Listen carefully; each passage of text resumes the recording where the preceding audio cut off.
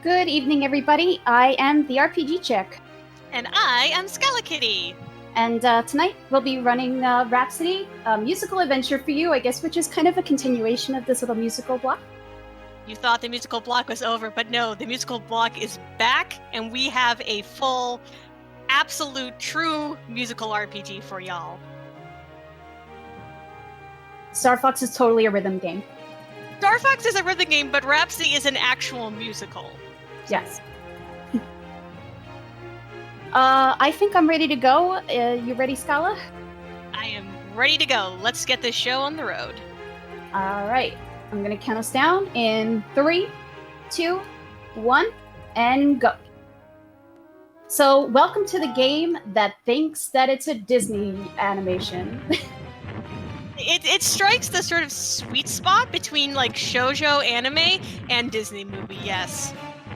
Yeah, so the main character, the protagonist, is this young lady cornet here. And she can play the trombone, the horn, whatever you want to call it. I think it's different depending on which version you're looking at, because there is also a DS release. And her best friend here is this magical animated puppet named Kururu.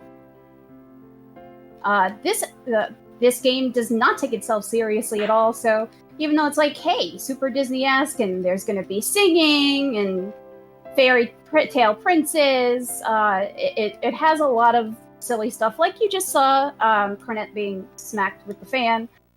And all of our partners in this game are actually going to be puppets, because when Cornet plays her horn, the puppets will actually come to life. And here is our first one now. So this is Shartae.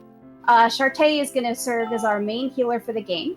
And every puppet technically has like a little wish, a request, kind of like a little mission. And if you fulfill it, they're able to kind of move on, even though they leave their actual puppets behind with you. When, unfortunately, during the course of this run, we're only going to fulfill the wishes of just one puppet, but that's... It's fine. Totally fine. There's only going to be like a few puppets we're going to use in the run anyway, just because of how the leveling system works. Some of the puppets we would get later on, they would need to sort of be caught up level-wise, so we're just going to focus on the puppets we get early on. Yeah, unfortunately, all the puppets that you get, no matter when you get them, all start at level 1. So yeah, even though there are other puppets that might be stronger down the line, as Scala said, it's not really worth it to level them up.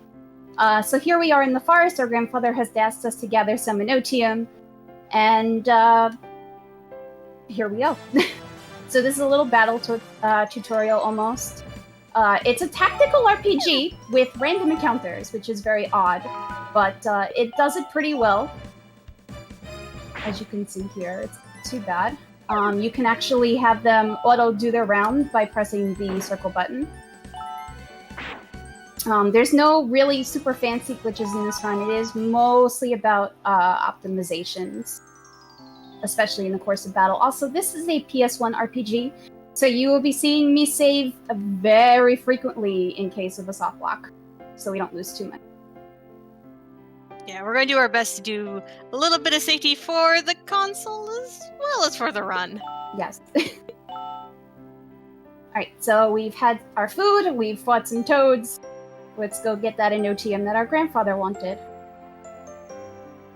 So yeah, here you can see, totally random encounter, but it is still tactical.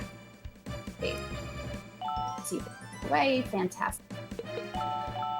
I'm also really sorry when we fail to run away. It's a very loud, jarring, like buzzer sound.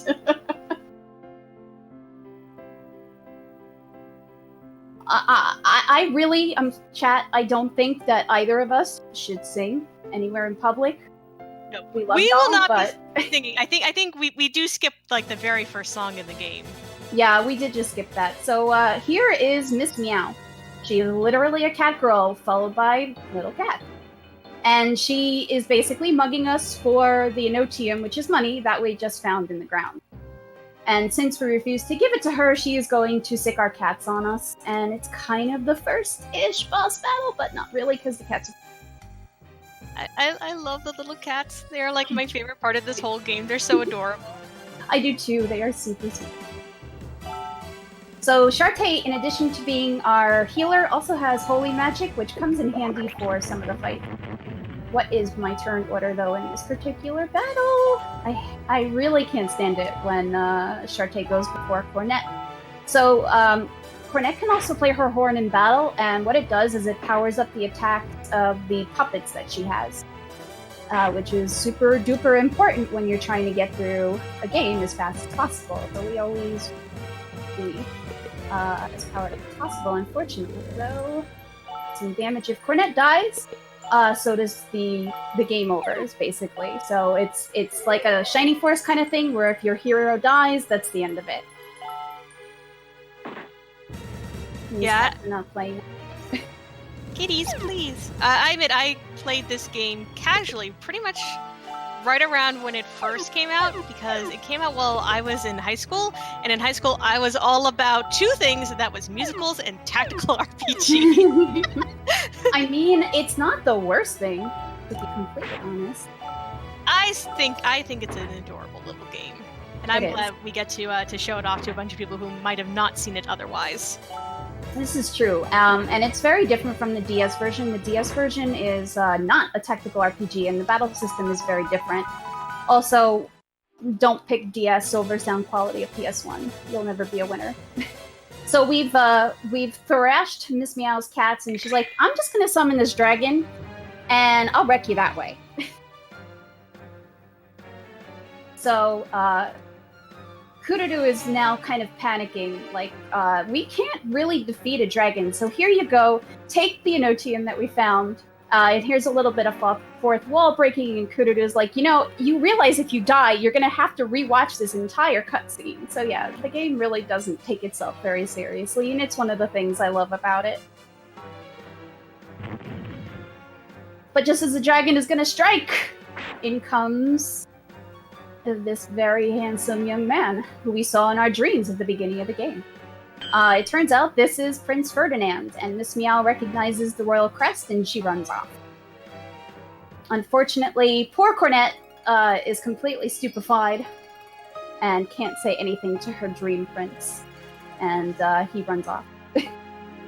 I mean, if the person I had a crush on just kind of ran in and, like, slayed a dragon for me, I would probably also just be, silent and swooning.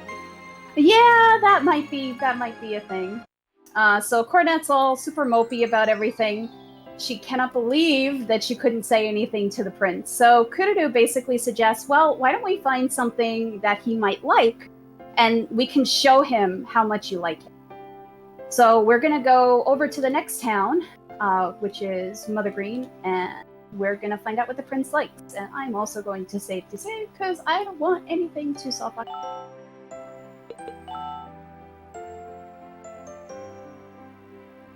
Thank goodness for memory cards. Yay, memory card saving the day. Exactly. Alright, so up to Mother Green we go. In addition to finding out what the prince likes while we're here, we're also going to pick up our second puppet, which is going to be right here, this kid, this egg named Kid. He also, again, has his own wish. Unfortunately, we are not going to fulfill it, but we do pick him up because he is really strong with that axe of his. And we'll be equipping him with extra accessories as well, so he can just do all the damage, and it's fantastic. Yeah, he's basically our frontline fighter for this game. Yeah, it would be nice if he was a little tankier, but he's not too bad for what he's got. And now, since we got kids, we're going to head over to this restaurant, and we're going to find out what it is the prince likes. So we talk to this lady randomly, and we find out, oh yeah, the prince likes this bobo fish from the river in the forest. So now that we know about this, Kururu is like, hey, let's go get some bobo. We'll cook him a fantastic meal. But get interrupted by a young woman, Etoile. Etoile is Cornet's childhood friend. But unlike Cornet, she is super duper uber rich. And would do the Ojo-sama laugh if I really could. But I don't know, maybe later. But I have no qualms about doing the Ojo-sama. Thank you, I appreciate that. I got your back. Oh my gosh. But yeah, she's basically talking about how fancy her dress was and that it cost like $1 million.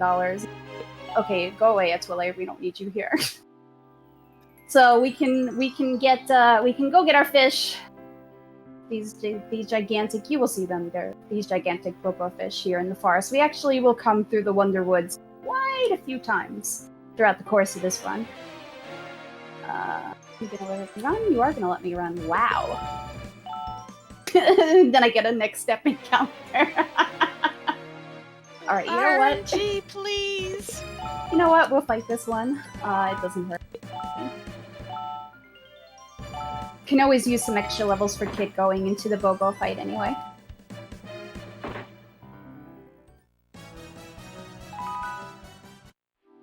Down we go. Alright, so here is the river. We're gonna catch us some fish. So there are the fish. They magically, wonderfully, very kindly jumped up onto the dock for us. But yeah, so again, it's mostly going to be about how quickly can we get through the fights that we have to take. And do the best we can. But, you know, if y'all have any questions for me, feel free to put them in chat, and Scala will let me know. We did have one question earlier. Go ahead. So we were asked, what does any percent exactly mean for Rhapsody? So any percent really means just completing the storyline as it is. You don't have to collect any of the extra unnecessary puppet. You don't have to play all of the songs. I personally think there should be an all songs category, but that is not a thing that exists as of yet. It would be very awesome if it was a thing that would exist, though. Not being we also had a question about when did this game come out? So this game was released in Japan in 1998, and in Japan it is called hopefully I get this right. Maro Okoku no Ningyo Hime, or the Puppet Princess of Marl Kingdom. And there are a couple other games that followed this. Unfortunately, the rest of them did not get officially translated into English, so there are fan patches that exist. Yeah, I do have a Japanese copy that was very, very graciously given to me this past year. I'd love to play that sequel with a translation patch, though. And we get more cats! We do get more cats. So the cats saw us catching fish, and they're like, hey, we want to eat that fish, so you should give it to us. And we're going to make this a little short. So in the course of using Cornet's Horn, you're also building up that little gauge on the upper right-hand corner of the screen. It goes from 0 to 5, and every level has its own different reward. So that one was called Sugar Candy. There are other ones, which we will see later on in the run. And they're all very adorable and all food related. Sugar Except for the last one. Is just like adorable, but I also love how you get that like ever so slightly scary lag, and I'm like, don't like I remember playing this game and be like, don't crash. I know. Again, this is why we will save often. Alright, so we have our fish. I am actually going to do that now. It's safe to say it very quickly, just in case. There is a very well-known place at the game Softbox regardless, coming up soon, and I will safely save right before it, just in case. But with our fish in hand, we're going to go back to our house, and we're going to make our prince something delicious, because apparently the way to this prince's heart is through his stomach. I mean, I have taken my girlfriend on so many sushi dates, so I am okay with Cornet's method here. Yeah. Definitely made some scrumptious meals for my partner as well, and they were very happy.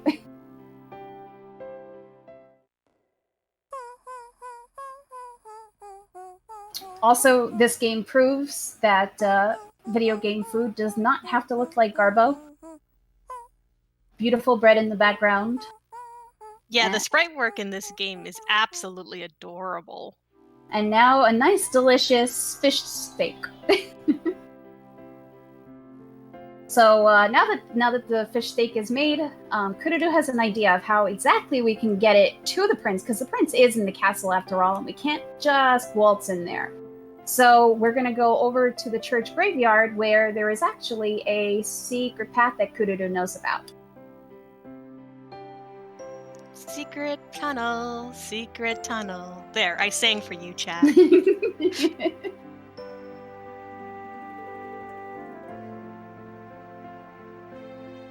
So yeah, Cornet is super shocked that Kurudu knows about this kind of thing. It seems very suspicious. But she doesn't question it. She's like, okay, well, I guess it's fine because I'm going to be able to get to the prince. Let's go.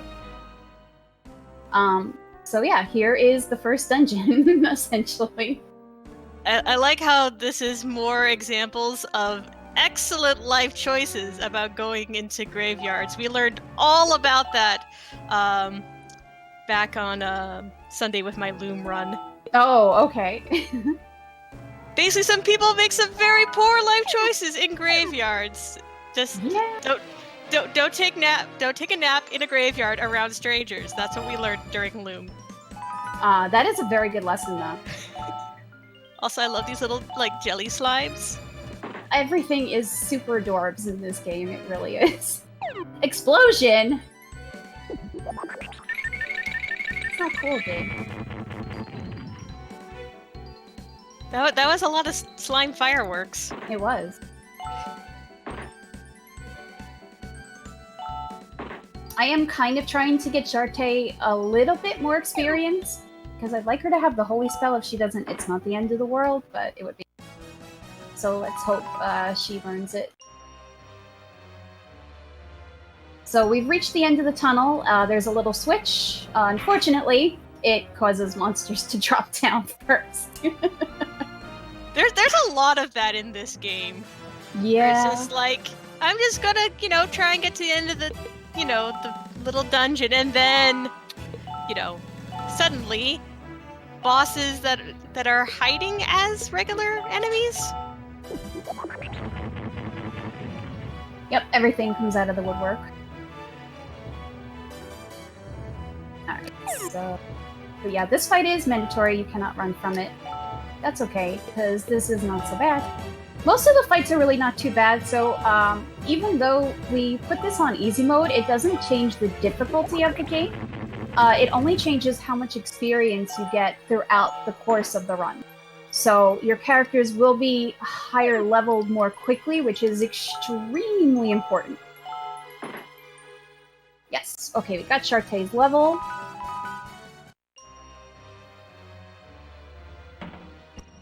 And we didn't softlock. Huzzah! We didn't softlock! I love when we don't softlock. So now we get to see exactly where this secret tunnel has taken us. And unfortunately, it looks like the bathroom. But luckily, there is an out-of-service sign on the door that they come up through. Unfortunately, it's the men's bathroom. So, this dude here is the prime minister for this particular country. His name is Minister Galanzo. And he is not a very nice person. He's also supposed to be very ugly, but you never actually get to see a portrait of him. So in order to kind of play things off, Kurudu is like, oh yeah, Cornet's like your biggest fan, and she wanted to meet you. But unfortunately, Cornet can't really keep up the lie, and she gets really skewed out. Right about here. Calls him a pervert, and throws her fish at him, and rip the fish.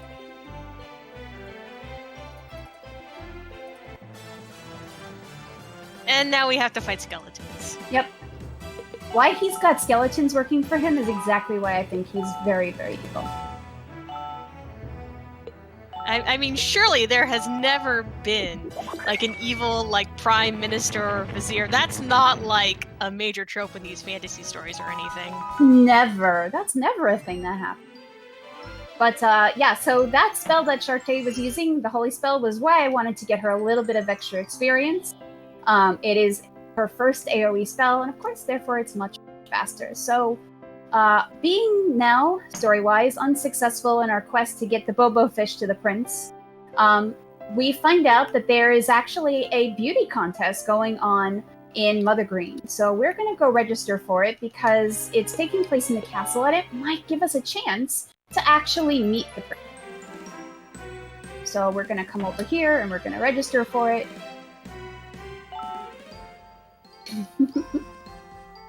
So looking through it, essentially there's different parts. They want you to wear some kind of a really beautiful dress. And it's at that point that Etoile comes back in. And she's like, what are you doing here? You can't possibly be registering for the beauty contest, could you? Of course, in her very hoity-toity manner. And then she goes to insult her friend, and then proceeds to tell us that she has, with her lavish wealth, bought every single dress in the kingdom, and there is absolutely no way that Cornet can do anything about it. It's like, Etoile, why you gotta? Just why, y'all? I know. So, we're gonna go check in with the dressmaker just in case, after Kurudu very silly proposes that Cornet should just wear her underwear on the outside, because superheroes do it. But unfortunately, the dressmaker says the same thing. We cannot make you a dress, because all of them have been sold to Etoile and her family. NPCs, why you gotta troll me for? So he does suggest that there used to be like a theater company here in the Wonderwoods. We might be able to find a costume or a dress there, so that's what we're gonna go check. We're going to go do some thrifting. Yes. Like I said, we're gonna come into the Wonderwoods quite a lot of times. At least the one... Oh, go ahead, I'm sorry. I'm just gonna say, at least the Wonderwoods is slightly easier to navigate than some of the other dungeons. Yes. So as we come to this spot, Kurudu smells some really good barbecue, and she gets distracted and she wants to check it out instead of looking for the theater company. And there is just this random restaurant here in the Wonderwoods. But we're gonna go check it out anyway. This is absolutely not suspicious in the littlest bit. Not even the tiny drop. So the sign here basically says that if you exercise, you'll enjoy your meal better. Unfortunately, the exercise is apparently having to defeat monsters. Also, it does not matter which of the 3 doors you enter through. There's just different sets of monsters for each one. This is the better set of monsters, technically. Because there are a lot of undead ones, which, of course, Shartae with her holy magic can get rid of very quickly. So that's done. We've had our exercise. Next room. It says, use roll in the salt to revitalize your body. I don't know why there are also monsters in here, but for those of you who've played Breath of Fire 2, are you maybe being reminded of something familiar? I just love that you're rolling the salt. I mean, we are also speedrunners, so... Yes, so we have all had a roll in the salt at one time or the other.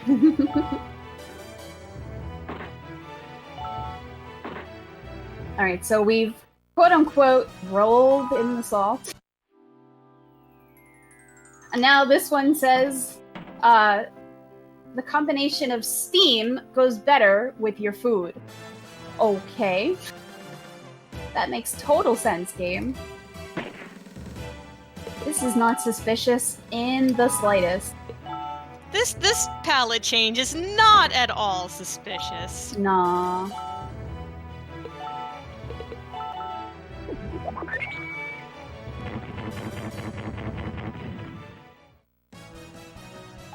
Alright. We're done getting steamed. We come through and there's more cat. Including this big chef here in the back. So, for those of you who have played Breath of Fire 2, this is very reminiscent of the restaurants you go through. And they were basically trying to cook us. So the chef is asking them like, oh, so how do we cook the food? It's like, oh yeah, first we have to tenderize it. And then we have to salt it to taste and then steam it until it's juicy. Just like, why? Why, game? Why? Why do you want to eat us? So now we have to fight more cats. Yes. So this is actually a pretty easy fight, luckily. I do love the little kitty cats, their idle animation of They're trying to great. clean their paws. And that's it. Most of the fights are fairly straightforward, thankfully. There are a few fights, of course, as you get later on into the game, can be not so fun sometimes. So behind here, we actually, it turns out this was the old theater company, and there's some props and stuff back here, including this bunny kangaroo bat thing in the right-hand corner here. Don't forget Elkun's goat horns either. Oh yeah, I forgot he's also got the goat horns. But anyway, so Kururu suggests that because we can't find a dress back here, why don't we just take Elkun and you can wear him as a costume? What could possibly go wrong? I like how we're just like, yes, we're just going to go ahead and just wear this giant mascot. That sounds like an absolutely amazing idea. Yes, luckily though, Elkun is also our last puppet partner that we're going to be using for the course of the run.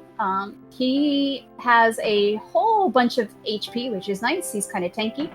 And he does also come with lightning magic, which is very nice to round out the crew.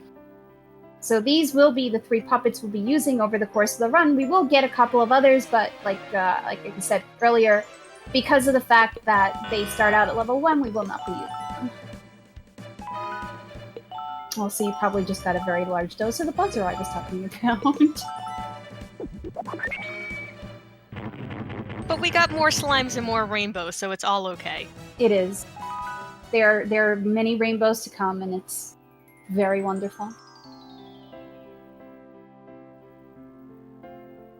Alright, I'm going to say again, just in case, because I am very paranoid about this game.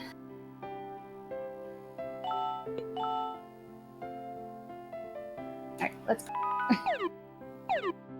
With big scene transitions, sometimes you have to be a little cautious. But with our costume in tow, we're ready for the beauty contest. So let's go!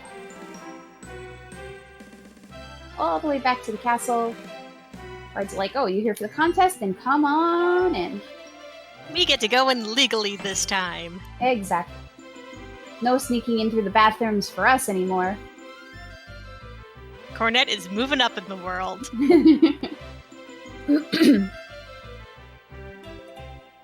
So we find out during the course of this little introduction here that the contest winner will become a candidate to be the prince's bride, which is pretty awesome considering how much Cornet likes the prince. And this soldier here tells us that there are 3 parts to the contest. So the first part is the dress, essentially wearing the dress. And they're supposed to be judging you on your poise rather than the dress itself, which I guess is good for Cornet because she's not really wearing a dress. The second part is Battle Royale because the future queen has to be skilled in combat, right? She's got to protect her kingdom. And then the final round is going to be a singing competition because this is a musical after all. And then here we come across Etoile and her father, who is one of the worst fathers in video game history, because how dare you smack your daughter, sir? But they're basically having a fight. Etoile has absolutely zero interest in marrying the prince, despite being in the contest. She really is only in it for her own pride. But of course, her dad just wants to move up the social ladder.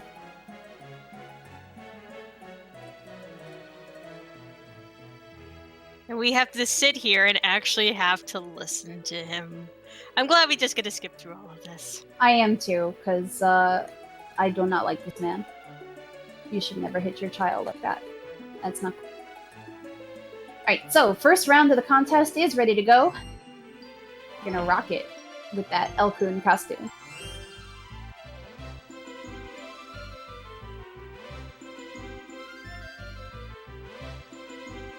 Lies in chat, we would not sing this super well.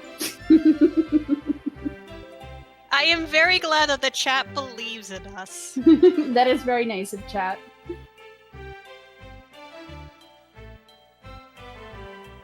So I love all the generic NPCs, and then you have Etoile and Cornet. So here you have the first contestant, Random Girl number 1. And I actually think her dress is super adorable, too. Congrats, you got a unique sprite. Yes. And then we have Etoile, who, despite claiming that she bought every dress in town, is still wearing her dress. Also, I really like that fan, because it is powerful enough to blow her hair and her dress around.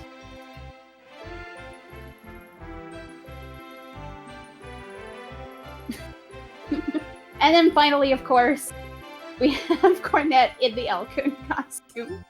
And they heckle her, and they're not very nice to her. I feel really bad for Cornet in this costume.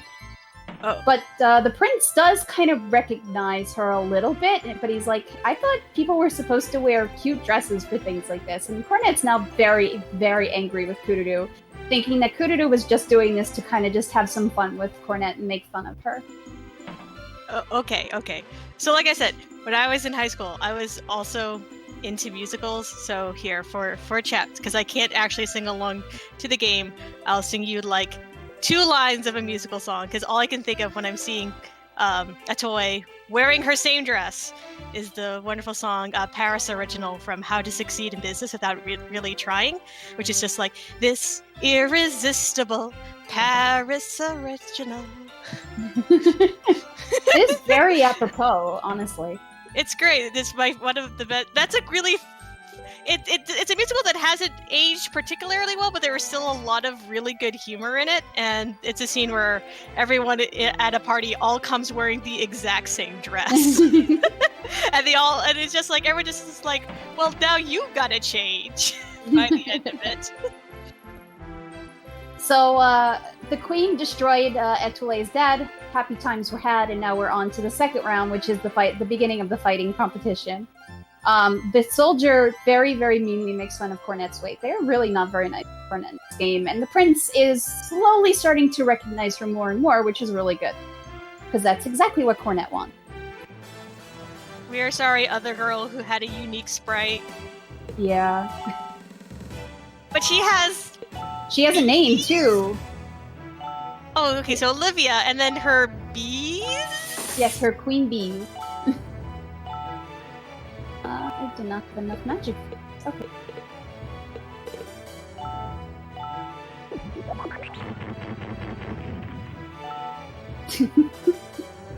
Even the bees are adorable. I love it. I love this game so much. They are very cute, little bee fairies.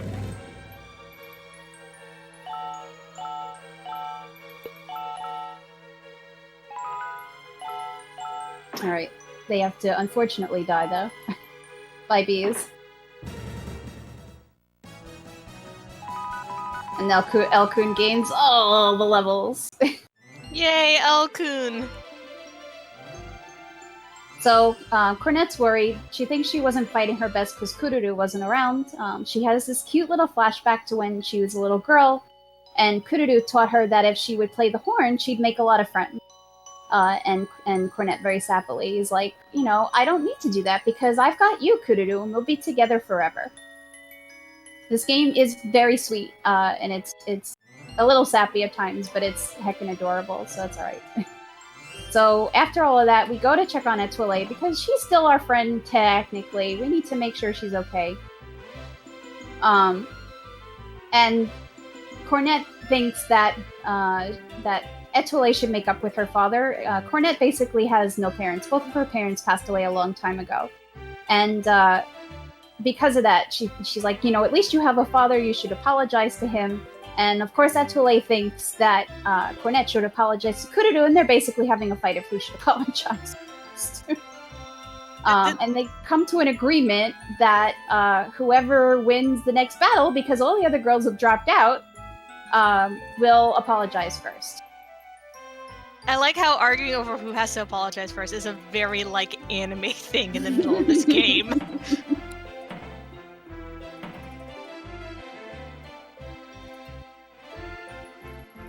Hey, I did say this is totally Disney-esque. Like, this game, this is the game that wants to be Disney, but is not.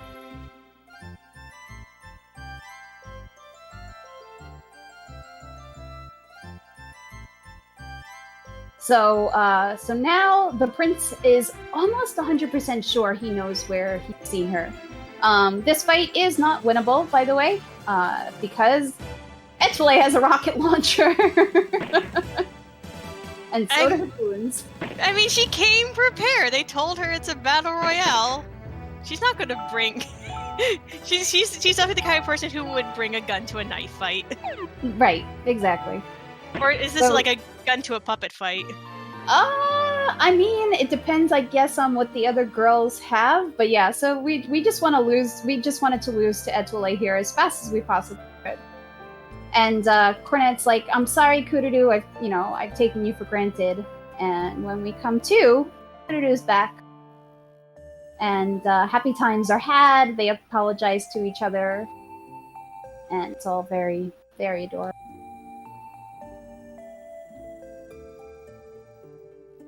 I love that happy Cornette sprite. It's so cute. And of course, Etoile is here listening at the door. We need an Ojosa laugh. Thank you. Because the kid catches her in the act and she goes away like, I'm not doing anything. So it is time for the last round, which is going to be the singing competition. And it will be the first song we actually get to hear in this run because it is totally not skippable. Yeah, there are a few songs that we are unable to skip, and this is one of them. But it does give me a little bit of a break from mashing, which is always nice. So, enjoy the music. Yes, we'll let y'all enjoy this song.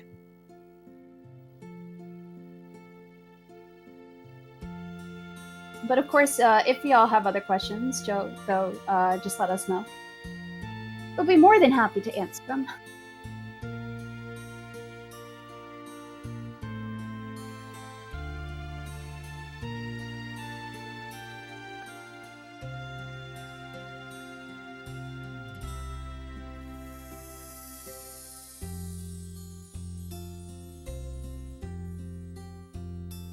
I remember the song, I've known it for so long, and it feels so good to hear. I've completed this game about 20 times, probably, from speedruns, at least.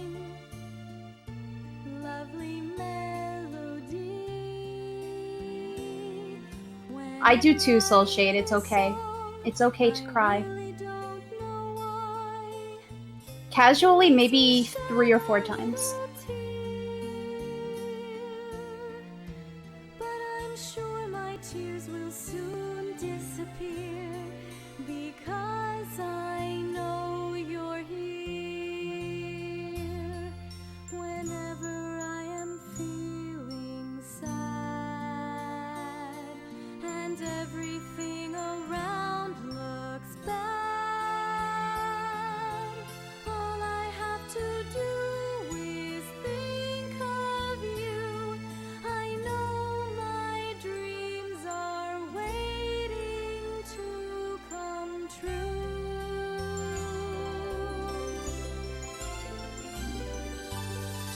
Yeah, this, if you do play this game casually, this particular tune gets a few iterations throughout the course of the game. The song that we skipped at the beginning in the woods is also very similar to this one. And there will be another one with different lyrics and a different singer as well. But the tune is the same. So now that Cornette is done, it is Etoile's turn.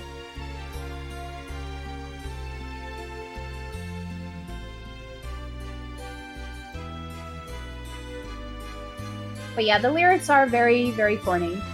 It's very suitable for a game like this. Well, as I mentioned... I'm sorry, go ahead. Oh no, just as I mentioned in chat, like, localizing songs is like one of like the hardest things to do. Oh, for sure. Especially because you still have to make something fit in with the rhythm anyhow. It depends. This is probably the longest thing in the game because they are both singing. Most of the songs are maybe about 3 minutes, not that long. There is also, if you do play it casually, there is also an option for Japanese lyrics.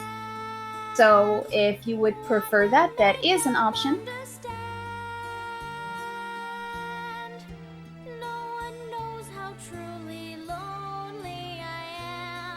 That is technically my personal preference. I do like the Japanese seiyuu who do the singing in this game.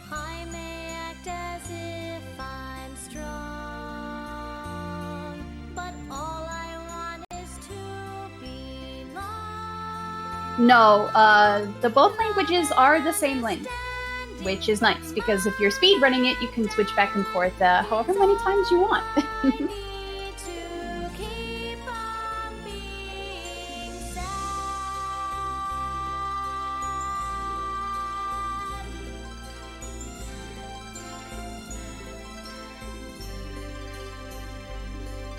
Yeah, I do believe that the soundtrack was only released in English here. Yes, I'm fairly sure of that also, but the Japanese songs are not too difficult to find if you really are interested. Also, is this a game that is only enjoyable speedrun, or is it just as enjoyable casually? Oh my gosh, it is. I think it's actually more enjoyable casually because the story is really, really adorable, and it gets me every time when I play it casually. So the contest is over. The queen declares them both the winner because she was so impressed with their singing. And the winners get to, aside from being candidates to be the prince's bride, they get to go to a royal ball. Unfortunately, the stipulation in the contract was that you have to wear the same thing you wore for the dress portion to the ball, which means that Cornette's going to have to don the El Sama costume one more time, unfortunately for her.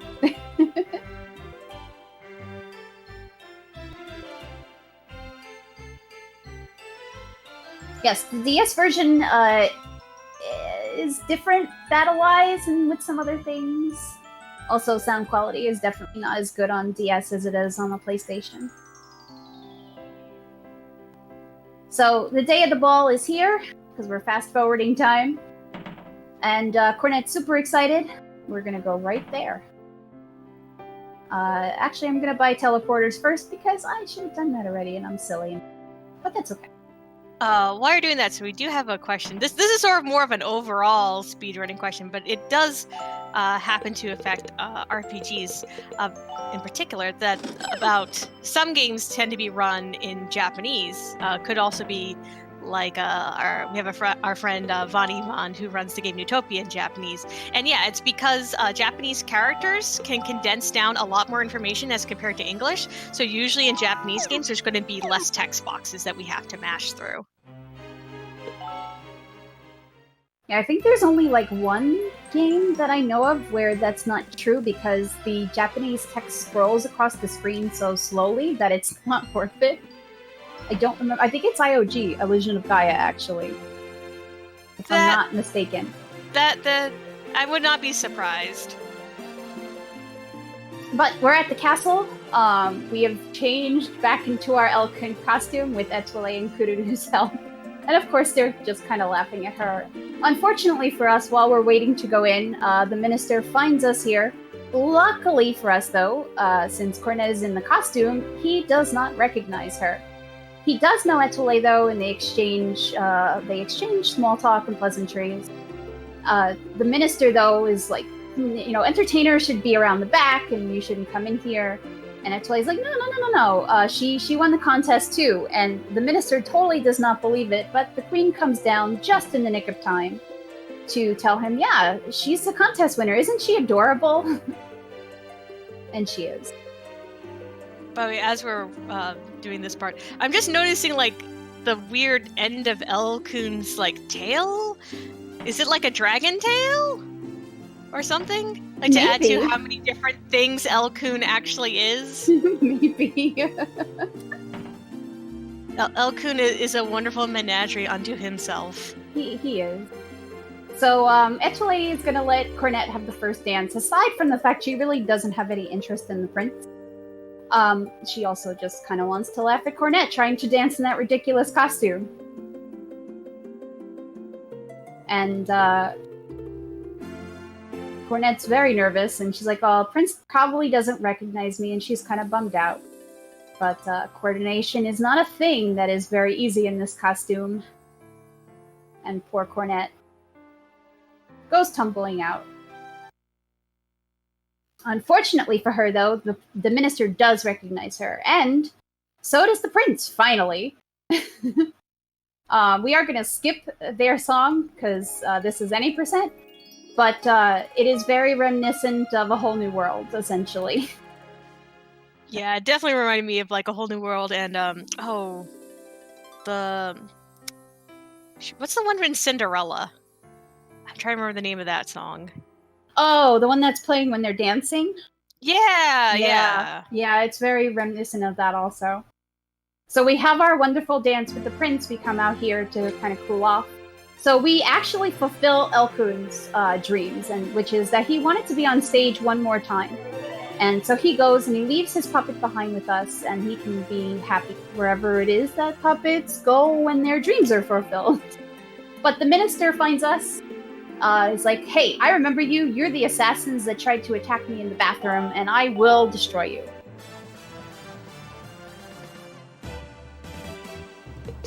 So thinking about where do puppets go when they're future fills, did they go to like Muppet Holla? I love you, Scala. I was asked to be here for a reason. Yes, you were. Also because I was someone who knows this game. Yes, this is also true.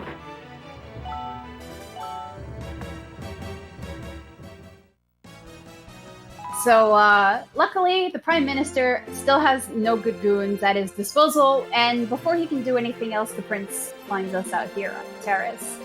And he's like, this is not to be tolerated, get the heck out of here, we don't like you. And of course, he's checking up to Cornette, like, oh, are you okay? And it's like, oh, this is the third time you saved me. And Kururu's gonna go give them some private time here on the balcony.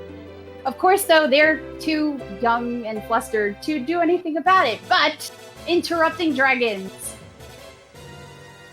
So now we get introduced to the whole of our villain squad for this game. Yep, so you had Miss Meow from the beginning on the head, and then there were some others behind her. And it turns out that Kururu is not the only one listening in on this conversation. Etoile is also there, but still, these two really can't do more than say a line to each other before blushing furiously. That's okay, because interrupting dragon. So, we have Meow, who's on the head. We have Crodia with the wings in the middle. We have Gao with the dog tail on the right-hand side. And then we have Miss Marjorie, the head of the villain squad, up there on the top of the dragon. And just as Cornette is starting to work up the courage, dun dun dun! Like the interrupting dragon is just here to turn this into like a slow burn. Exactly. Like romance. So Crash is heard, the prince ran off before Cornette could say anything, and she's like, how long have you guys been listening to this conversation? Why did you do that to me? And there's more cats!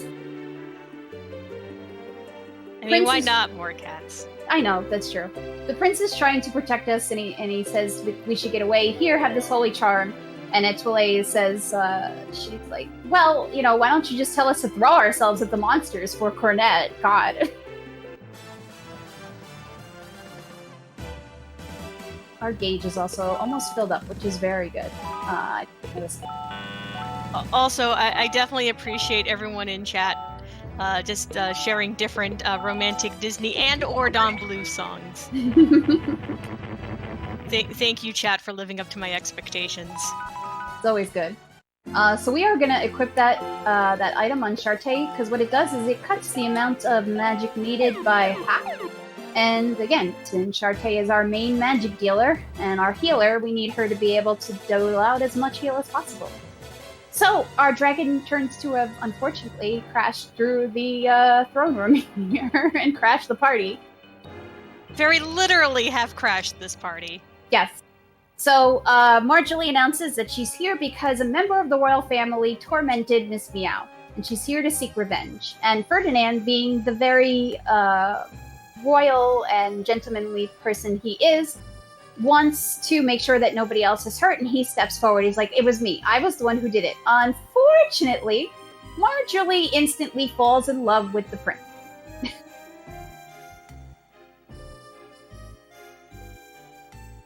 Which is not good.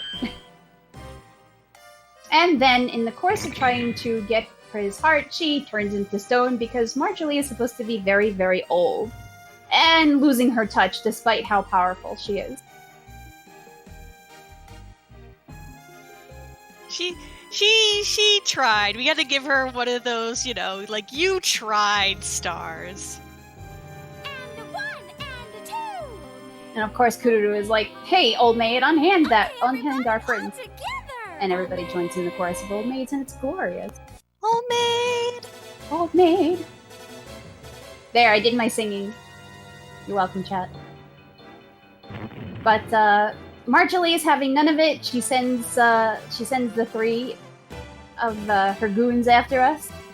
This is also a completely unwinnable battle. You can't even hit Marjorie's goon squad.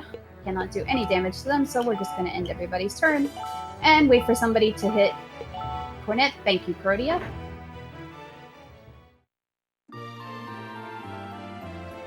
So, since the prince has turned to stone, Marjorie takes him back to the castle because now she's going to have to find a way to restore him back to his normal form.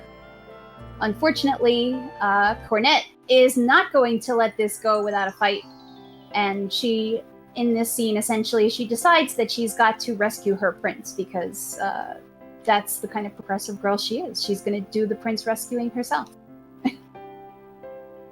And she gets to have like a cute... Is this where we have the cute costume upgrade? We do have the cute costume upgrade here. I love her little hat with the goggles. Yeah, Kururu is like, I know I can't talk you out of it, so, I'm gonna help you, I'm gonna go with you. And we'll rescue your prince so that you can live happily ever after.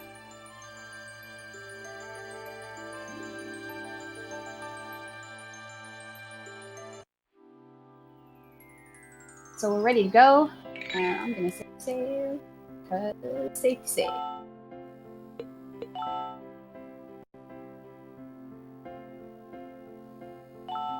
Because it definitely doesn't hurt. I appreciate chat declaring that because she now has a cute hat with goggles, she is now a Digimon tamer. Oh gosh. So, Cornet's grandfather gives her a place to start looking for answers in order to save her prince. And there is apparently a tower with an old wise man over to the east of here, but we need a boat to get there. So we do have to go back to Mother Green and procure ourselves a boat. So do that. It's not a true JRPG until you have to go on a quest to find a boat. Exactly. So we go in this house over here, and this is the dude who should be taking us over to the east. But it turns out that his daughter's boyfriend called her fat, and now she's really unhappy and she won't eat anything. So he sends us on a quest to go get some toads from the river because that is her favorite food. So that's where we're going. We're gonna go capture some toads. Despite the fact that Cornet hates toads, we're gonna go capture some. Those are not toads. Wait, those are not toads? They're not specifically called toads, so yeah, no good. Unfortunately, they only appear at this point at one place, which is over here by the river. It can happen at any point. Let's see how generous it's going to be today. Nope, those are not toads, game. And of course I failed to run. It feels bad. Okay, let's Let's get rid of these 2 mermaid things, though, very quickly.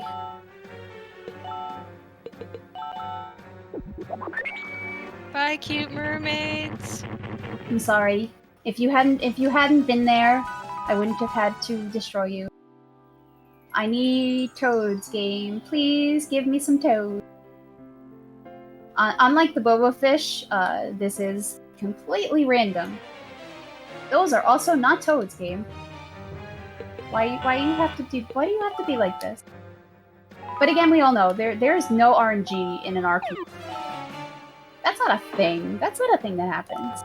No, RPG runs totally don't like live and die by the RNG. Absolutely not. No, and I totally won't be running another game later this week that has no RNG. Also, to answer chat, this is a Nippon Ichi game. Yes. And Marjorie actually appears as a guest character in Disgaea 1. So yeah. I appreciate the amount of blessing going on in chat and the amount of posting of Mario Toad. Oh, are those the toads? Those are the toads. Thank you, chat. Your blessing work. Yay! Go chat. Get these toads.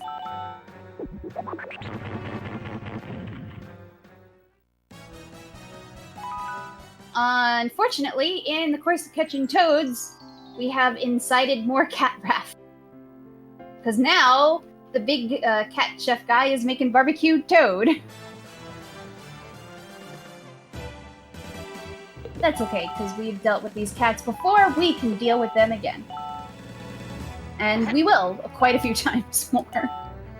Okay, so I admit I have had barbecue gator, so I wasn't super duper into it, so I don't know how well Toad would compare.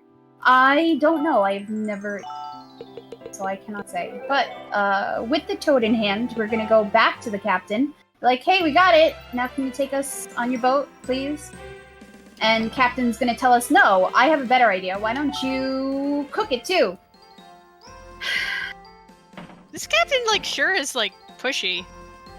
Yep, and this soldier tells us again where we can find the kind of cooked toads that this girl likes. And it is the barbecued toad that the cats have been making. So we are gonna have to go beat up cats again. Again, this is a running theme in this game. Poor cat. Poor, cute, adorable cat. We're sorry, cute, adorable cats. And again, you can go through any one of those 3 doors you want, but this is the better way to go. Alright, cats, we're here for your barbecued toad. Give it to us. Like, why can't we just pay them? Like normal people. They don't want to be paid. They just jump into battle. Oh no. I'm sorry.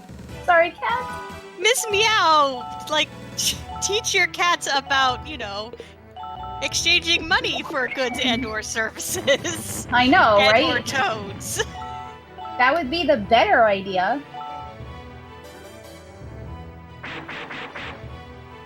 But this fight is no harder than the first time we did it, so...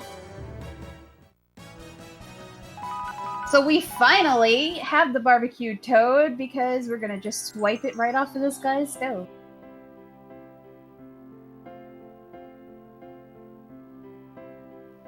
And with the barbecued toad in hand, hopefully we can finally now get the captain to take us over to the east.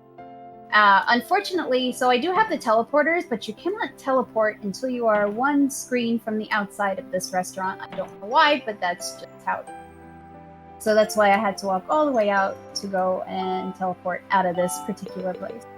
I was about to say, are we now just like basically working for Grubhub for this captain? Yes. So we figured out that the soldier must have been the girl's boyfriend who called her fat, and the soldier is like, I didn't do that, I only called her full figure. And dude, that is not okay either. Just so you know, that is not okay. And so everybody makes amends, and we did all of this fetch questing for nothing, and the captain does finally agree to take us out. But we're gonna do a little bit of a cutscene first. A little meanwhile. So meanwhile, in the Fortress of Doom, no. In Beauty Castle, Marjorie is basically trying to figure out how to restore Prince Ferdinand to his normal condition, and Crotia comes back with the message that the only way to restore him is for a young maiden who truly loves him to kiss him. And so, of course, they make fun of Marjorie, not saying that she is no longer a maiden, and this is totally not going to work. But she is determined to try anyway, and all she does is leave a lipstick smudge on poor Prince Ferdinand's statue.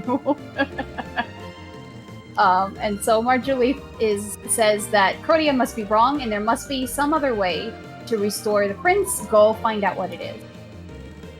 And now we're back. At least Marjorie is somewhat trying. She is. This is true. So we got our boat. We're going over to the east to Blue Cat.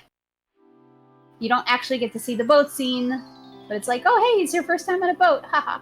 And then we're going to leave Blue Cat, and we're going to go to the Blue Cat mines, because we need to pick up a cat's eye from these mines. We don't actually have to fight cats to do it, though, which is great. So welcome to the beginning of the super duper uber mazy parts of dungeon.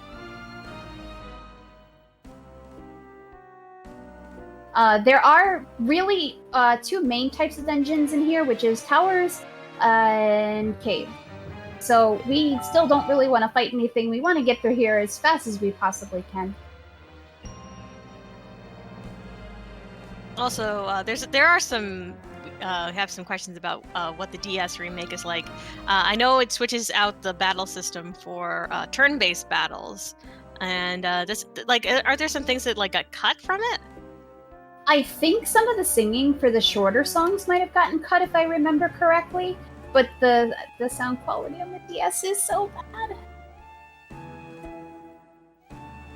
bad. So here we find Shartae's lost sister Terra. This was the puppet that, if you actually read the dialogue at the beginning of the game, that Shartae came looking for.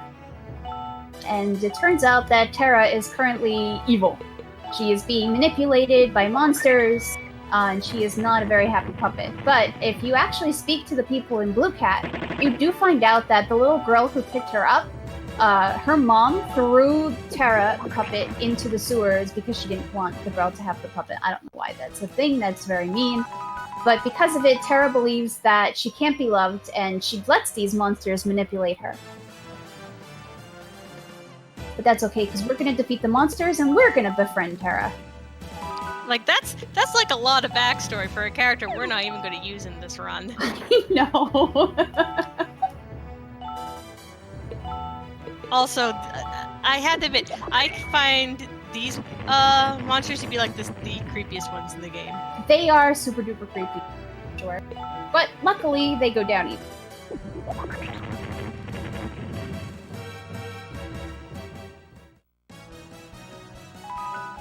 So yeah, so Shartae's like, you were being deceived, and you can be loved. Cornet will prove it to you. We're not really going to, but we'll play our horn and we'll take her into the party. But as Scala said, we're not going to be using Terra. Everybody we have that we're going to be using is already in our party.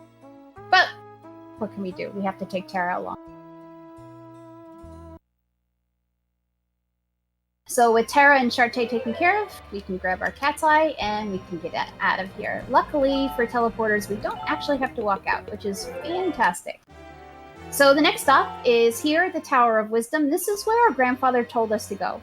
And casually, you would probably go here first, and you would see this little cutscene in which Etoile explains to you that you need the cat's eye jewel to get in here. So there's a little tiny carving of a cat's head to the left of what looks like it could be a door. And in order to open up this tower, you need to put the cat's eye jewel into the eye slot in order to open it up. But we're a step ahead of Etoile. We already have the cat's eye, and we're going to go in. Yay, doing stuff in the correct order. Yes. So the voice inside is like, oh, it's been so long since somebody came to seek my knowledge, blah, blah, blah. So welcome to Tower Dungeon. it is super duper easy to get lost in these dungeons because they are just a little monotonous.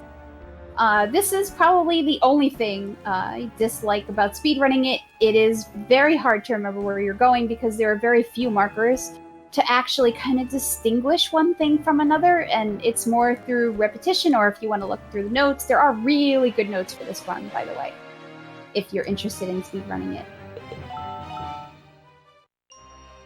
But yes, if you have any more questions for us, this is a good time, because it's going to take me maybe another minute or so to go through here. Just asking why this game in particular appeals to you to run. I played this as a kid, and I really, really liked it. And then I saw Chibi Zero, who is the world record holder, doing runs of it. I was like, oh, this looks pretty interesting. I can do this pretty easily.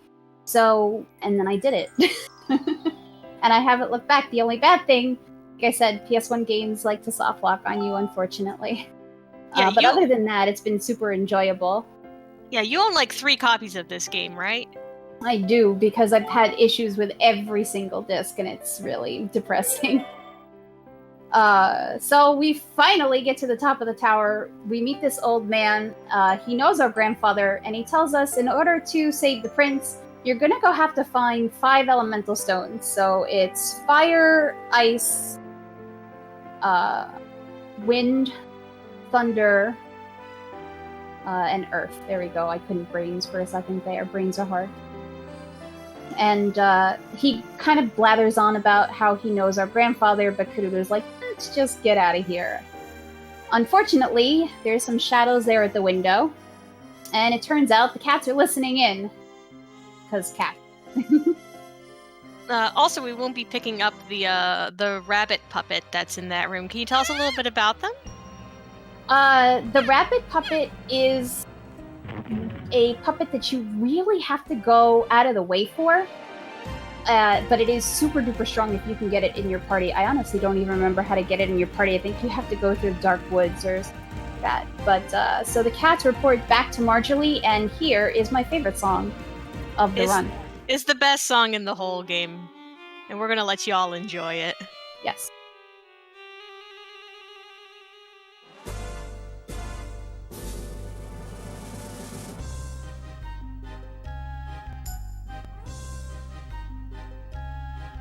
I am mightier than the god. The devil is my slave. I'm not singing it. More beautiful than the goddess.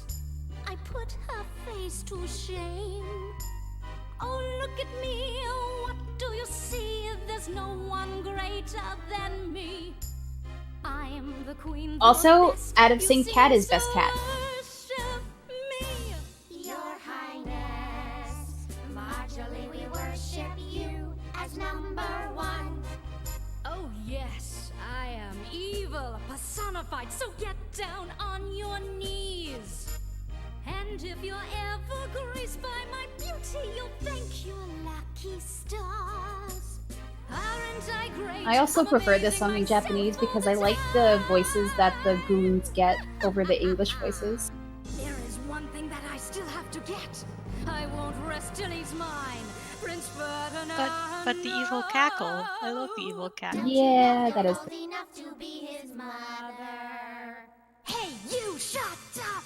My heart is burning, overheating with a raging fire. The prince I do admire, he fills me with desire. Dear Ferdinando, I am here to save you from this curse. Let his love quench my thirst. My precious, wait a little longer, I will end your strife. I'll bring you back to life, I'll be your wicked wife. Dear Ferdinando, I am Poor here Out to of Sync save you Cat. from this curse. Let your love quench my thirst. Quench your thirst. If you dare to get in my way, we'll make you hate. You won't live another day. Also, Gao's mouth is gigantic in proportion to her face. You're the baddest queen under the sun. Keep on shining, we'll keep on whining. She's our queen, she's the baddest to be seen. Marjorie, you're the evil beauty.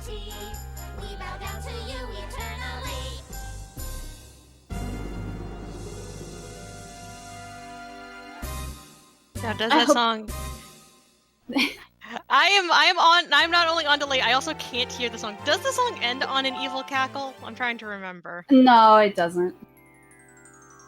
It should. The evil It cackle's should. so good. It does. Also, second worst sound in the game. Dragon screams.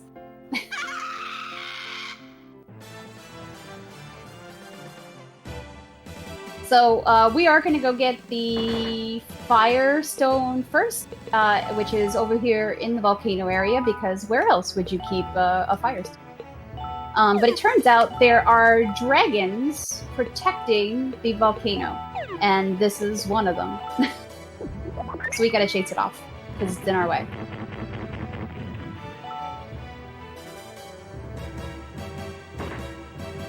I'm sorry, dragon. I love you, but I have to get you out of my way. I'm so sorry.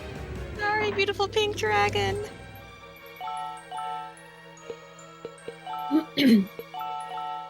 So one of the nice things, and probably one of the reasons you have not seen me go to anything to like recharge, like an inn or whatever, every time your puppets and you actually gain levels, your MP and your HP completely restore, which is a fantastic feature in this game.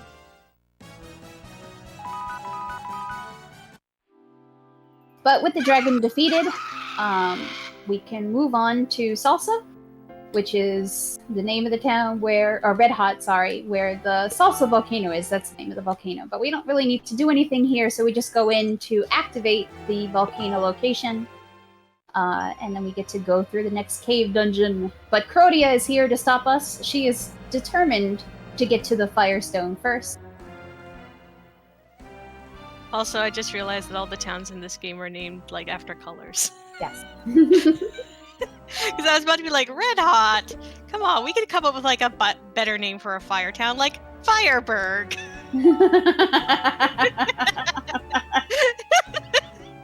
There is one town that is, two towns, I'm sorry, that are not named after after colors, but one of them is, you can't help it because of what it is, and that's Caro Caro, which is the city of Frog, and Oasis, which is in the middle of a desert. So it's still, it's not much better. In all honesty, it's not much better. By the way, do you know roughly how long a casual run is of this game? It's been forever since I played it casually. Probably about 10-12 hours. It's not a very long game. Yeah, that sounds about right. I kind of remember playing it over like a weekend or two. Yeah, it's really not a very long game if you want to play it casually. It's fairly straightforward. There are a few very obscure NPC plot triggers, but not too many. So we come towards the end of the volcano area and we find Crodia battling another dragon. So because Crodia can't do anything about it, we're gonna have to. I'm sorry, dragon, I love you. And we're gonna use some more sugar candy. Woohoo, sugar candy!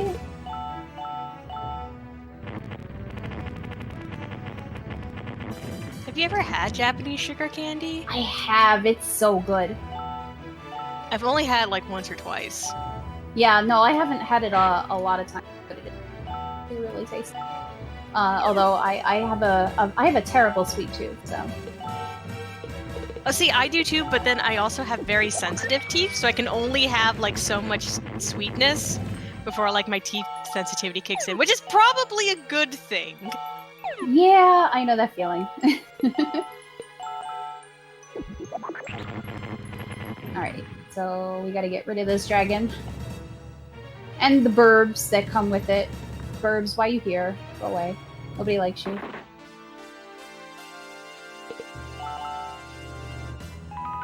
Bye, dragon. Goodbye, burb. Sugar candy is different than rock candy, because rock candy is formed like in a very specific way. Yeah.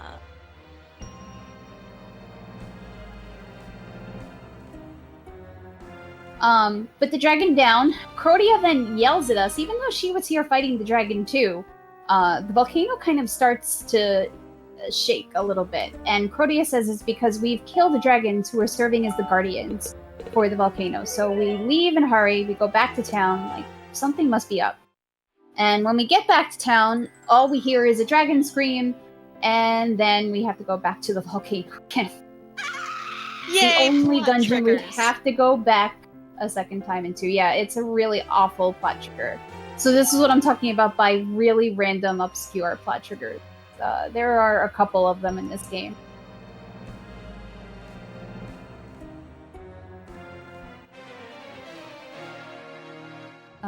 Away, thank you.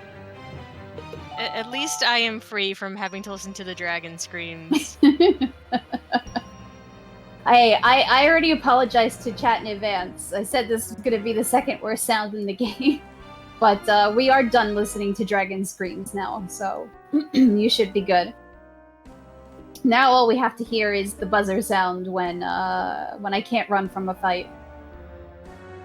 But we're gonna very quickly at least try, make our way back through this volcano back to where we were. I'm very glad that the monsters are letting me run, at least for the time being. It is also the only dungeon you really have to go through entirely a second time. Thankfully, it's not as long as some of the other ones. So when we come up here, we find all the villagers have killed the very last of the dragon. And the Elder gives us a firestone kind of to thank us for getting rid of a bunch of them. But, well, Crotia was not wrong. And the dragons were serving as guardians for the volcano. So now that the dragons are gone, volcano erupts.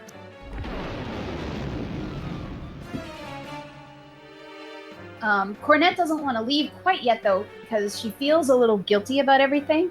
So she wants to take the dragon egg. Unfortunately, the only way to take the dragon egg, because it's too heavy, is to make it join our party as a puppet.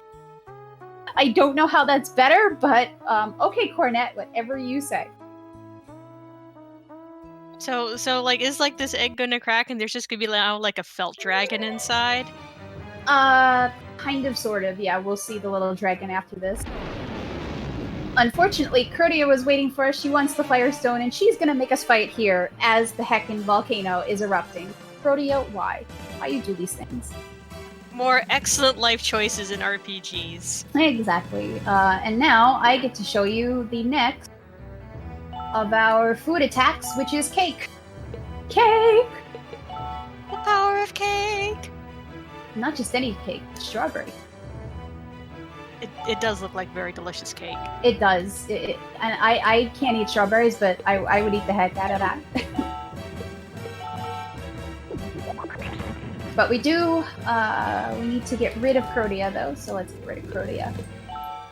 Hey, kid, you're not supposed to miss. This is not Shiny Force. Please don't. Magic is 100% effective, but like any tactical games, physical attacks do have the chance to miss. But it would be nice if they did that less frequently.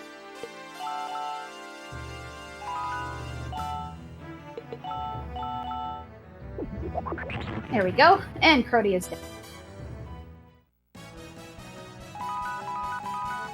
And I get lots and lots of levels. Hooray, levels. Sorry, I keep interrupting you, I'm sorry. It's okay, but I was just thinking hooray levels. So go ahead, please update us on the lore.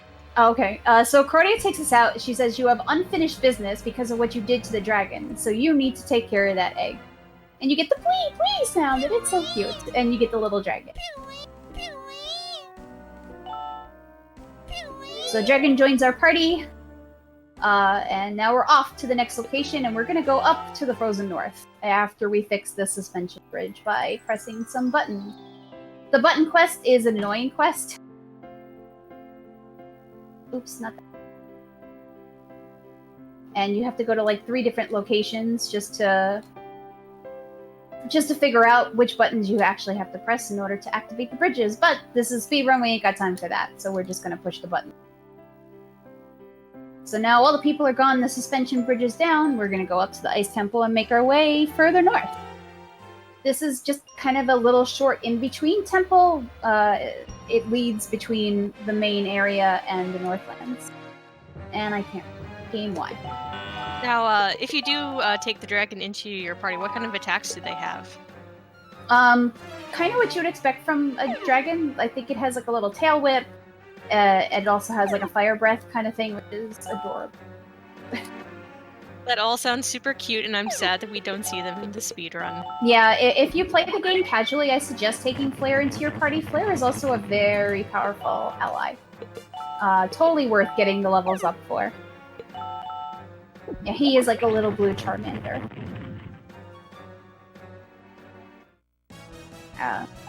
What? So you probably have also noticed that the caves change color based on where you are. So it was red for the volcano, and now it's blue for the ice cave. That's kind of what it does. There will be other colors still to come. Yay, palette swapping to save on resources. Woohoo! I mean, you gotta fit the songs on the... Because this actually has, like, songs in both languages. There's probably, like, a pretty interesting amount of compression going on for all the stuff that's in this game. All of the budget went to background sprites, character sprites, and music, for sure. We're here, finally in the north in White Snow, but we're gonna leave very quickly, and we're gonna, just for a second, dip into the Tower of the Ninetales. Speaking of Pokemon. And we're just coming in here because there happens to be a dude passed out. Not that we knew about that, but we're gonna save his butt. If I can get the monsters to start letting me run again.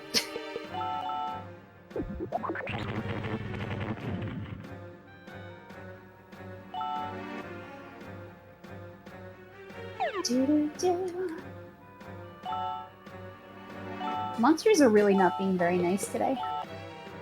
And it saddens me. Monsters, please, even though you have really cool sprites. We gotta go fast. Alright, so here's the dude. He's not dead, he's only unconscious. We'll bring him back to town. And when we bring him back to town, we find out that he was in the Tower of the Ninetales to get the Thunderstone for himself. His mother has what's called Ninetale fever, and the only way to cure it is supposed to be with the Thunderstone. So rather than letting something happen to his mom, he's like, I'm gonna go get the Thunderstone. But this dude is not happy about that because the Ninetales kind of sustain everything that goes on around here, including economy and everything else. And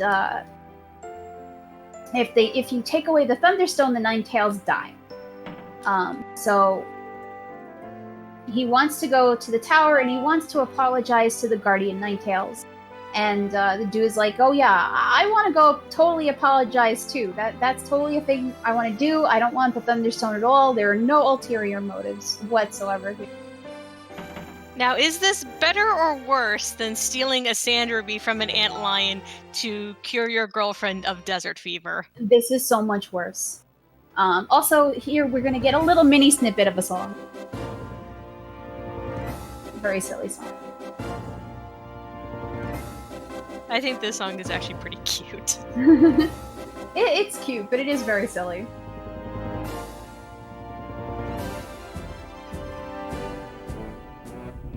And while the dude is singing, the man and Cornet have a little chat about parents and why the guy is singing. So the guy is essentially singing because it's supposed to let them enter the tower without any kind of major issue. This is a very, very lengthy, tall tower, so if you have any more questions, this would be a really good time to ask about them, because we'll be here a bit. Following up from is this better or worse than getting a sand ruby, is this better or worse than getting the Medusa's tears in Final Fantasy Adventure? Oh, about the same, actually, on that one. They're both equally pretty horrible.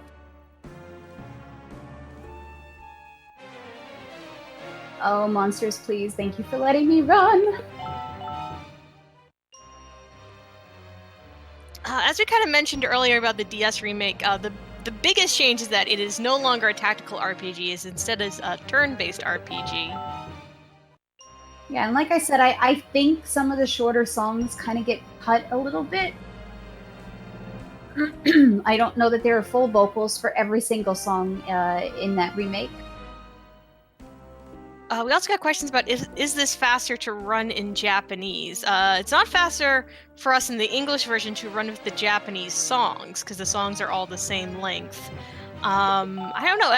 It would depend on. It would probably be on RTA timing if you're running the Japanese version. I don't know if there are any Japanese runners for this game, to be completely honest. I aside from Chibi Zero and a couple of others, I really haven't seen anybody actually run this game. But I don't have a Japanese copy, so I don't know how much faster the text might be in Japanese, if it is faster at all. Well, since we have a moment, I'm gonna go use the power of Google and see maybe if I can find out what an RTA time is. Okay. That sounds fantastic. I'm gonna beat up monsters and continue to make my way up this tower. Ooh, levels are always good, thanks game. But yeah, we're almost to the top of the tower. We have just a little bit to go. Stairs, thank you. Also, doors are the biggest and most powerful enemy in this game. So the few RTAs I am seeing are maybe like ever so slightly faster, but not like a great deal faster. Okay. But we finally made it to the top of the tower! Woohoo! Okay. So, turns out there's this little hidden room. So if you climb the tower without these two, you get nothing. Only they know that the room is up here. And, even though the older guy is apologizing, the younger man comes forward and says his true motives. He wants the Thunderstone so that he can cure his mother's illness. So in order to get the Thunderstone, we have to fight the Ninetales. The cute, adorable little Ninetales. I'm sorry, Ninetales. You're very cute. Now I know in the plot we're going to get some heat for this. Now, is there another way around this for the plot? Yes. So you can technically opt not to fight, and instead of getting the Thunderstone, you get the Holy Stone. But it has a few implications for the speedrun. There is another fight that you would end up doing after where this would normally take place here, and it is a more difficult fight. Also, you're given a whole bunch of Enotium, a whole bunch of money after the fight, and without the Enotium, it makes buying things down the line much more difficult. Oh, when you have to do the morally wrong thing because it's a speed run. Yeah, unfortunately, Cornette does a lot of wrong things in the course of the speedrun, and even she kind of laments about it during the course of the game. So she's not completely heartless, I promise. It's not like all at the expense of her prince. So we get rid of the little Ninetales, and now we can work tail here. So the guardian themselves.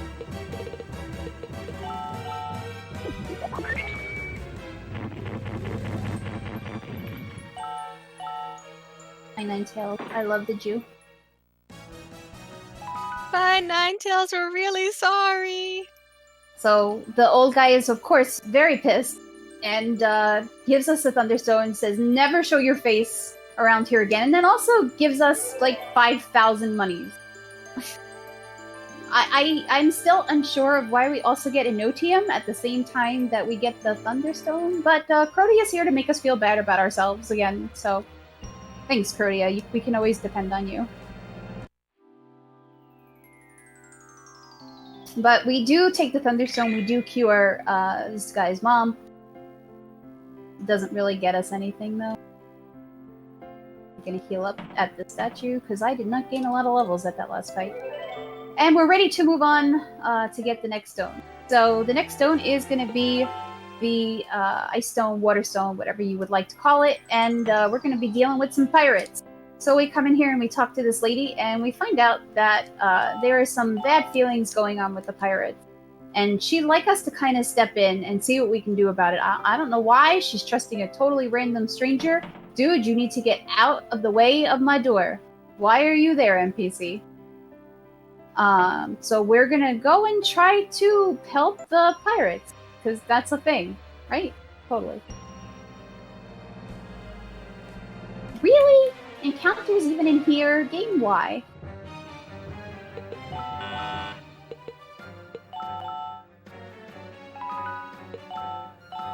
Game is not happy with encounters today. But that's okay. It's marathon luck after all, right? It is. And by the way, speaking of this marathon, we did a little while ago open up a poll for a later game for Katana Zero. So which weapon do you think we should use in Katana Zero?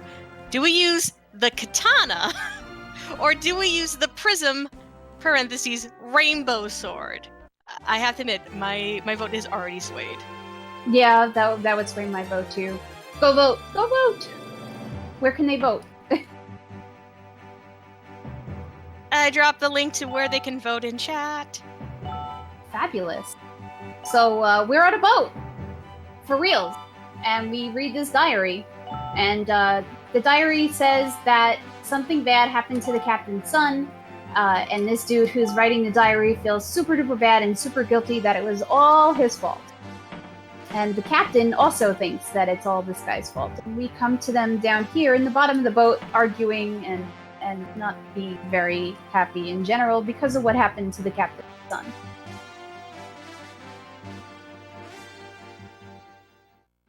But yeah, so essentially something bad happened and the captain's son drowned. But here's the captain's son's ghost. And we get dragged down into the depths of the sea. Because RPGs and ghost ship. I mean, if you can have a ghost ship, why not have a ghost ship? This is true. So we read another diary down here, and this one belongs to the deceased guy. We find out that he was in love with this lady. He was very happy he was going to get engaged. And then a storm comes, and the journal ends abruptly there. So we can kind of assume that the guy drowned during the storm. As we're looking around, though, we find Gao down here. And we find out that she has swum all the way down here to the bottom of the ocean. She is kind of the muscle head of Marjorie's group. And she's very funny. I mean, if nothing else, you gotta at least praise Gao's determination. Yes, this is true.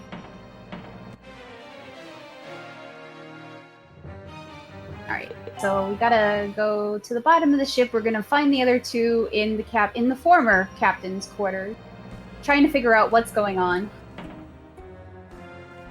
Or how they can escape from here. They're looking for the deceased ghost son. And here he is, out of nowhere. He's like, oh, you're doing well. And of course he gets ghost text with the random capitalization and lowercase letters, like every good ghost in an RPG. But we get attacked by this ghost picture for some reason. How else are you supposed to indicate that the ghost is talking like this?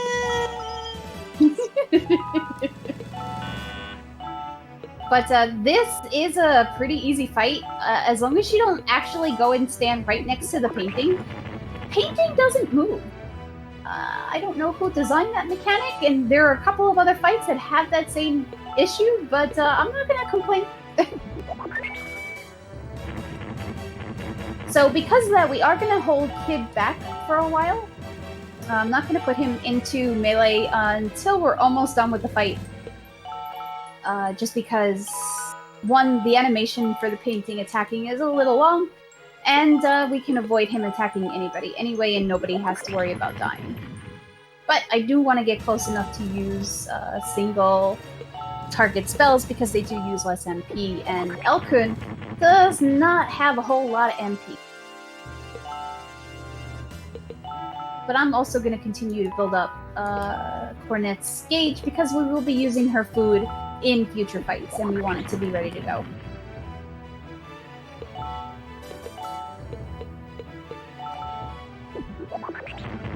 So we should be just about done here.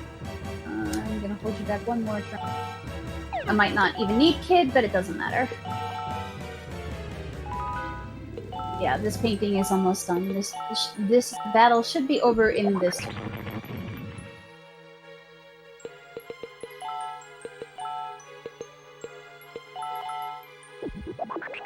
Okay, kid, go finish it up.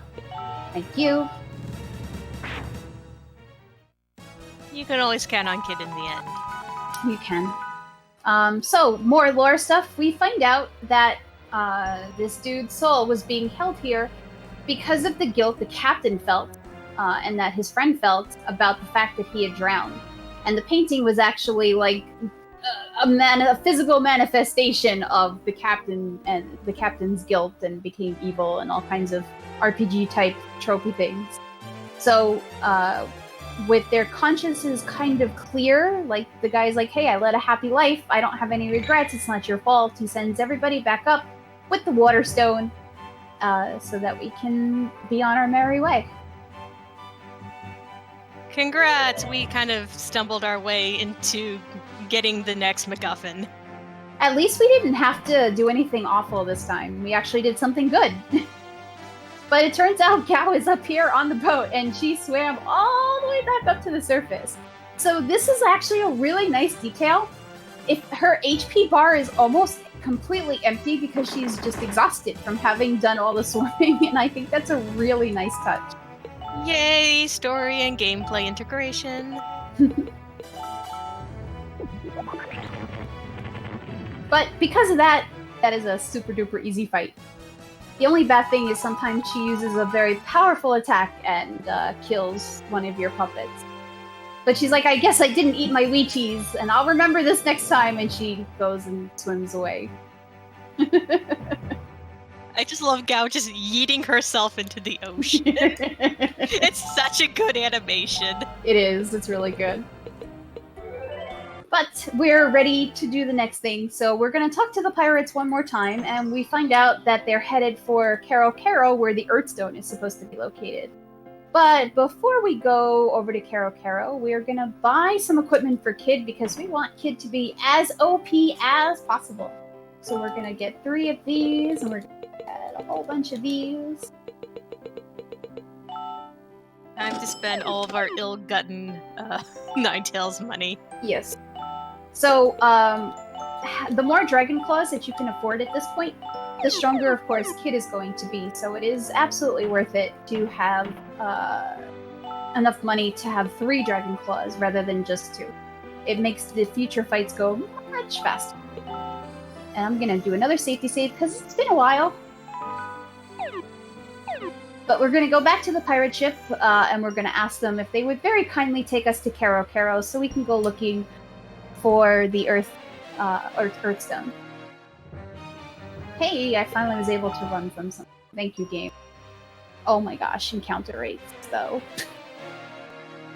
Nope, couldn't run that time, could I? Why? Storms, maybe? Yes! Oh, he's already got Giga Storm! Wow. He's a little over-leveled, which is not a bad thing. Still, it's like, wow, dude, you're over-leveled. But it will come in very handy for the next mandatory. Alright, so up we go. Over to Kero Kero, the land of the frog peoples. Actually, I do want to restore my MP, because Elkrin does not have a lot of it. So supposedly the frog people are having some trouble with some very strange fish in their pond that Miss Meow had put there. And we're gonna fight them, get rid of them for the frog peoples. So we had Bobos at the beginning, now we have Boo-Boos and BBs. Wait, can I just say how much I love the fact that the frogs have their own version of the goddess statue? Yes, it's fantastic. This is a PS1 game, just to answer a question in chat. So, magic is super duper important in this fight, which is why I was actually pretty happy to see Gigastorm. The range and the battlefield is basically narrowed down to that one log that goes across. I used to only have Holy, but that's totally fine. she'll probably be getting Giga Holy pretty soon though. And now I can just have Elkrun finish these off with another Giga Storm and nice, easy, quick fight.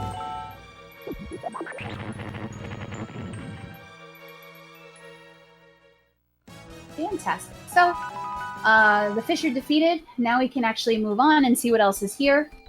And try to find the Earthstone, essentially.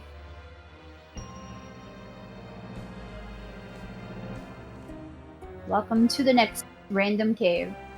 Which is luckily pretty short, because it's just kind of like a little underground route to go to get to the Frog People's Palace. I mean, this is clearly the correct way to have people go to get to your palace. Oh, totally. If I had a palace, that's how I'd want people to go.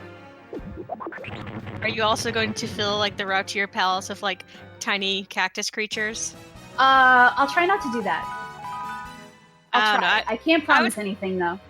I would definitely have an adorable slime army like we've been seeing. I like the little mermaid peoples, actually. I mean, I might just go full like Miss Meow and just have the cat army. Oh yeah, that would probably be my choice as well. But it'd be very on brand. So as we get through the cave, it turns out that our deeds of killing the giant fish are already known by the people here in the castle, despite seeing nobody else go through that pathway. But the king wants to treat us to a big fancy meal, and let us stay in the palace and enjoy ourselves. But again, more Breath of Fire 2 type references.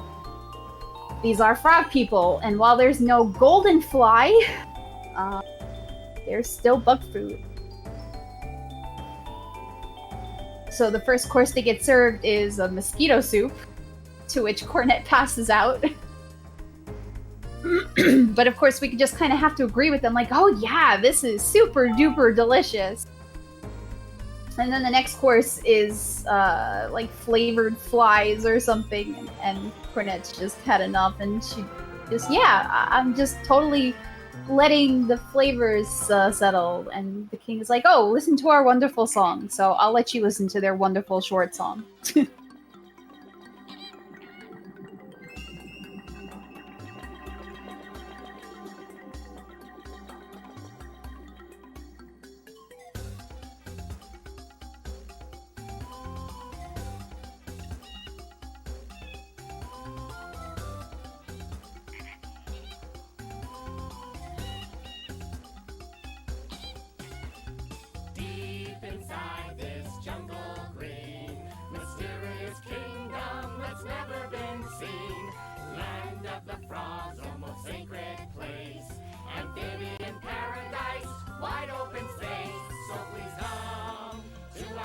Chat, I appreciate your puns. You make me very happy. Thank you.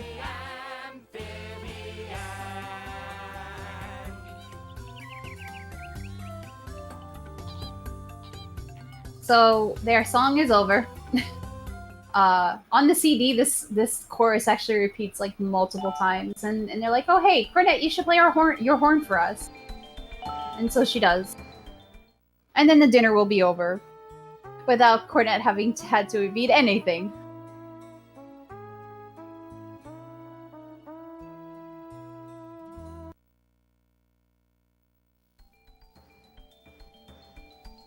But they love her horn music. Like, oh yeah, you must be tired. Cornet, please enjoy your stay in the palace. I'm going to walk out very regally now. I love that the king frog has like a little mustache. Mm-hmm. There's a couple of frogs with mustaches, and it's fantastic. So, random NPC trigger, we're gonna come in here, and we're gonna talk to this frog. And it turns out that this frog is the princess's betrothed. And we're gonna go back up here, because random things are happening. So this blue frog was actually dancing and singing the song. And he should not still be in the palace because the music is over. So the king is like, what are you doing here? You shouldn't be doing here. You're trespassing. It's illegal. Throw him in jail. And it turns out that both the queen and the princess know this frog by name. And because the princess is still a teenager, well, they're special friends. And of course, her father is very unhappy to hear that the princess has been seeing this common blue frog behind his back. The queen does know about it, and she also tries to talk the king into not throwing the frog right into the dungeon. And so what ends up happening in the long run is they propose that Michael, the blue frog, go retrieves the earth stone from the shrine. And the princess is, of course, very worried because there's a fierce creature guarding the earth stone, and nobody would ever come back from there alive. King is, well, if you want your frog, this is what has to be done.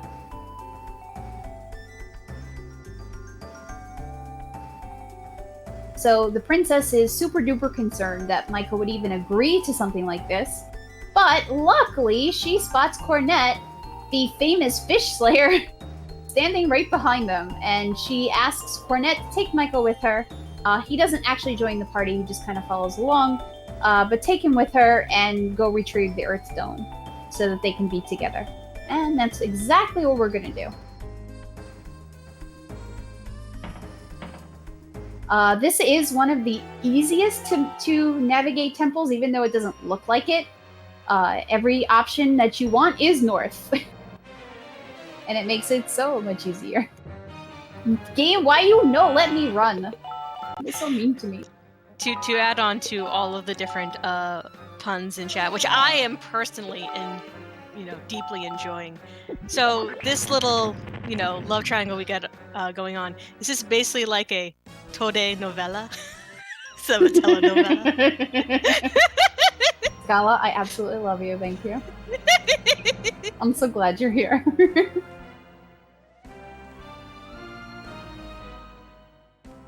So, here is the fierce creature. Instead of a centaur, it is a frog tour.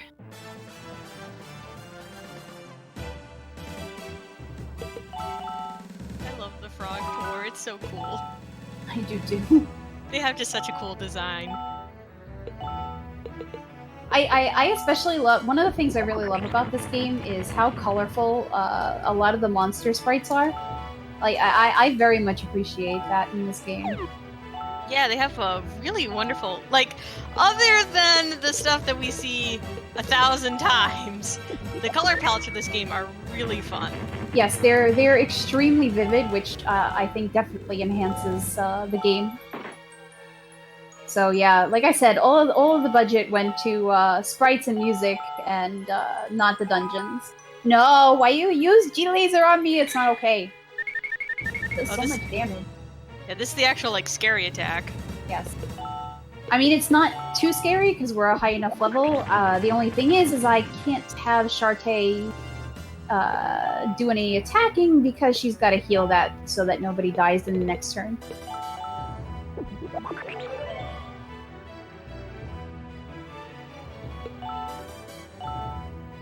And because of that, it's probably going to take an extra to get rid of this frog tour. Frog tour! Sorry. I couldn't help myself. See? I would have died a miserable death if I hadn't healed there.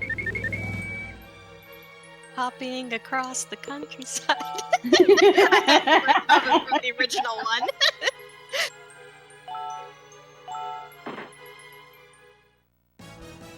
Alright, so we finally have felled the frog tour. We can get the heck out of here. So we've got our Earthstone, we can go back and make the princess happy. Because, you know, we did exactly what the king wanted, and we're totally gonna get a happy ending. Nothing could possibly go wrong. So, No.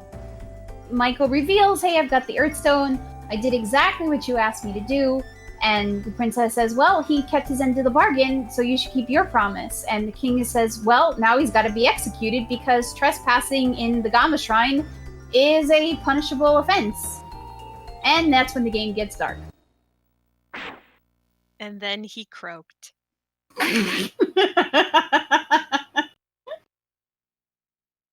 I'm sorry, I shouldn't laugh, but that was great.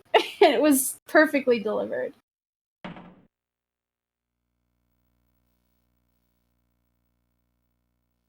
But yeah, that is probably one of the darkest moments in the game. And there is absolutely nothing that you can do to change Michael's fate. So the frog, he says, it's a tragedy, cherish the ones you love, and he gives us the Earthstone.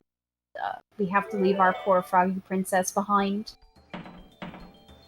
It's like a really sudden tone change for the game, but we have to move on because we do still have to save our prince. So we're going to move on to the last area, which is going to be Oasis. We do have to go across the last part of the suspension bridge we haven't crossed yet.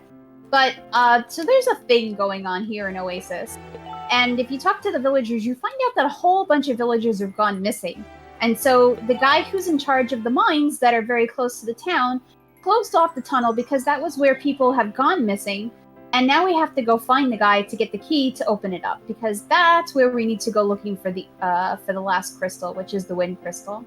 And it turns out that when you ask around, the guy was taken by cats. Gee, I wonder where we can find some cats. Let's go check the place where we have fought them 2 or 3 times already. By the way, I very much appreciate chat's own take on that scene, which is that the frogs committed murder. Thank you, chat. That was lovely. That was and terrible. Yeah. So we do have to come back into the Wonder Woods one last time. Oh my gosh, you won't let me run from anything today. Feels so bad. At least these monsters are lower level and they're pretty easy to kill. It doesn't make it better though.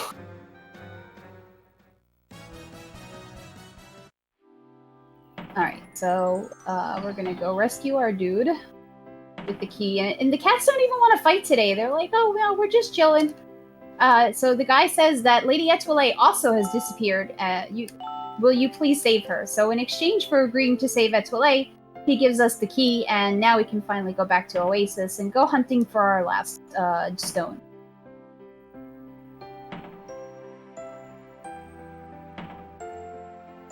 And we can finally teleport out of here. Huzzah.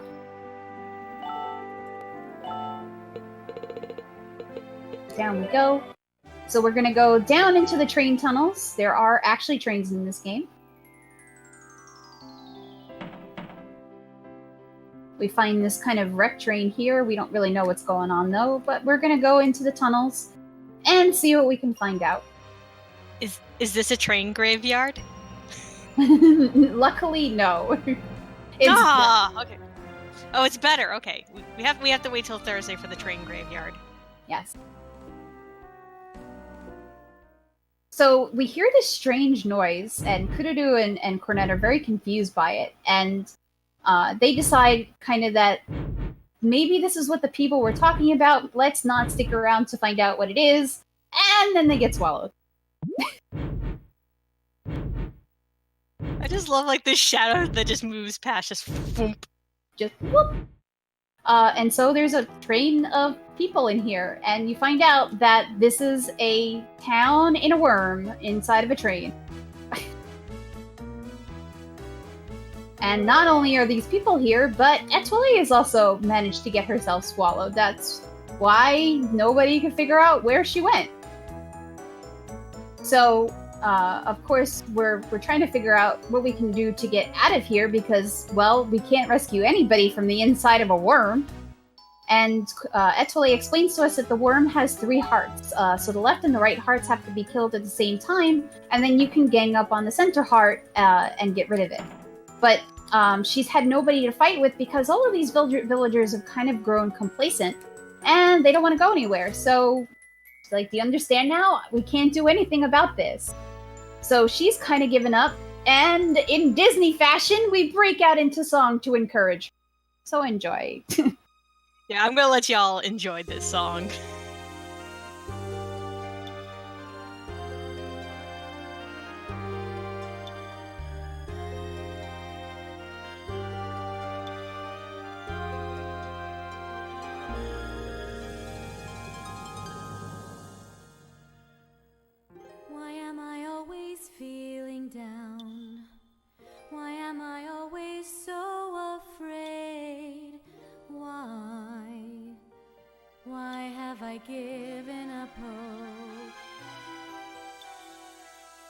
What is it you're afraid of? I know. It's okay, you can say I'm afraid to, in the same way. I give up. This song is actually kind of funny in I just Japanese. Can't cope, can't give my all much longer. You're not alone, so just hang on. You must try to be stronger. You can overcome life's ups and downs. You can turn your life around. That's the meaning of true courage. So please remember, don't you ever give up trying. The song that should be every speedrunner's motto. Just keep on striving. Yeah, just, keep being courageous. Keep on trying. Don't let a wipe stop you, I guess. So let's hold hands with one another. We can both take one step further. You know, the sad thing about the bodyguards is you never actually get to use them in a fight. Find the hope that's deep inside. I would, though, in agreement with chat, like if they have good singing voices or not. Yeah. So we managed to talk Etoile into fighting the hearts with us to get out of this worm. Of course, she makes us beg, like the troll that she is. And she tells us, make sure that you kill the worm heart on the 6th turn. So she's going to take the left side, we're going to take the right-hand side. Unfortunately, so there's two things you could do. You can kill the worm on any turn, or you can wait and kill the worm on the 6th turn.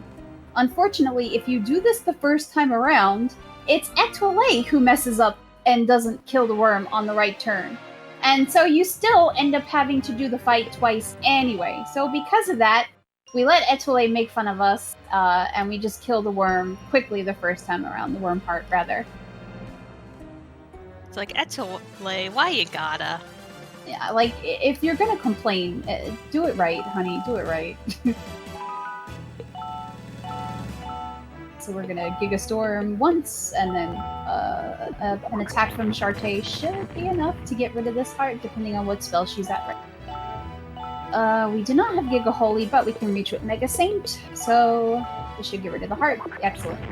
So, aha, there's my Giga Holy. So Etoile is gonna come in and tell us that we messed up, and ask us what we're doing, and then go back to the train. So we gotta go back to the train and talk to her. At which point, when we do get back to the train, essentially she's just going to tell us, hey, you suck. Why did you mess up? If I can get back there without a million encounters, that would be good. Is this roughly what the encounter rate normally is, or has this run been particularly bad? This has been kind of bad. Game, why you gotta? So we do get to see the little frogs' bellies, which are very cute. Everything is very heckin' cute in this game.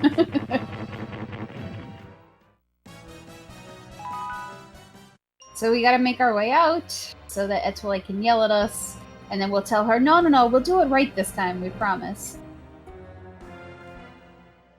Luckily, we don't have to re-sing the song.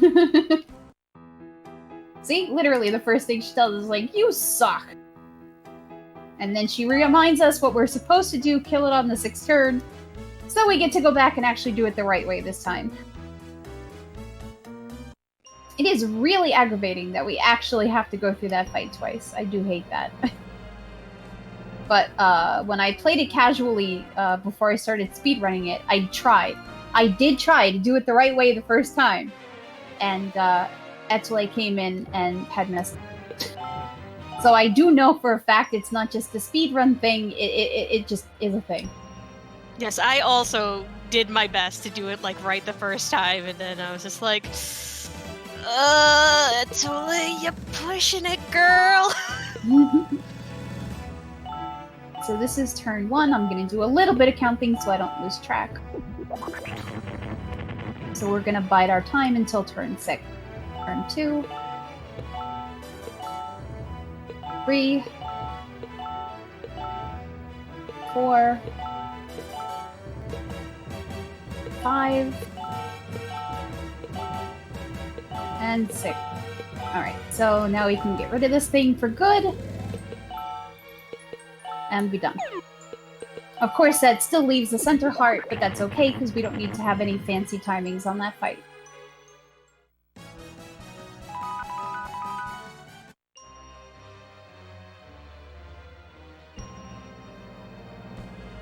But, so the hearts are kind of like the painting. The hearts do not move to attack you, so they will not attack you unless you are standing right up against it. And Etoile is going to join us for this fight with her rocket launcher, which is really nice. Of course, it'd be nice if she crits, but she won't crit because she's Etoile. And unfortunately, the power-up attack with the horn does not work for Etoile, it only works for the puppet. And also, for some reason, this heart has queen bees with it. I don't know. I don't know why. I mean, they made these really cute sprites, RPGC. You can't blame them for wanting to use them. No, I definitely understand them wanting to use it. It just, why here? There are other places that you could put adorable sprites rather than the insides of a worm. I mean, there's a lot of questions we should be asking right now about our situation. Like how the people are surviving inside the worm? I mean, I'm assuming the train offers some protection, but then also, they're inside a worm. Like, how are they eating? And I think there is also a kid in that town. Like, did somebody give birth to a kid inside the worm? Have they been there that long? Who let these people in there for long enough for somebody to have a kid? There are just so many questions. Also, I appreciate chat pointing out that there might be a dinner car or a snack car on the train, but that only works if you can go and get more supplies from train stations. Also, thank you, Etoile. I appreciate that crit.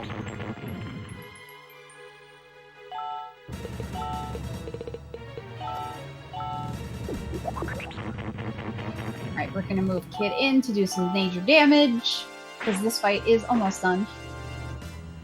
I do like how this fight just devolved down into RPGC and Scala, like, question the logic of Rhapsody. As if the fact that we're using living puppets to fight and destroy a worm's heart isn't already very questionable. Exactly. Alright, heart is down.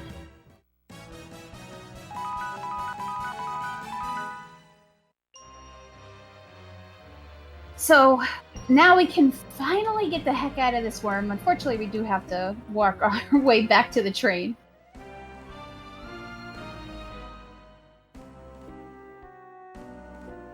We're not out of the monotonous palette swap dungeon area just yet, but we're getting there. Now, is this a slightly different shade of red than it was in the volcano, at least? I Yes. think this one's a little bit more pink Yes. to indicate veins? Yeah.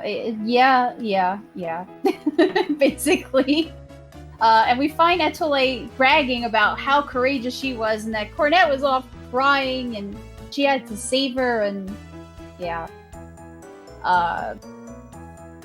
But in the course of the conversation, things start to shake. Because the worm, unfortunately, when we killed the heart, the worm was still moving, so inertia is a thing. And the worm crashes, and so does everybody else, but they'll find their own ways. And we have another stone to get. Which will be the last of the 5 stones. I like how we never actually see the worm. We Yeah. just like the remnants of the train that somehow managed to escape the worm. Yeah, after it got very unceremoniously ejected, sure. I just have a lot of questions.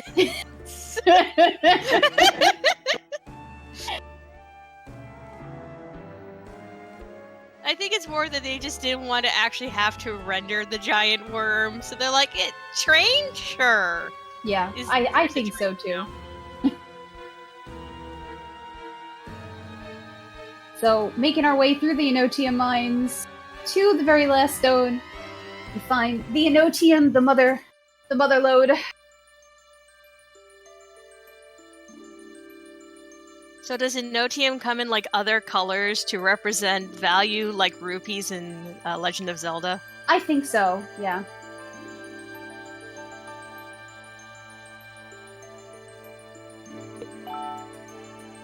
But Kururu tries to tell us to like just grab a whole handful and we'll be rich, and we have to say no, otherwise we have to fight a very unnecessary battle.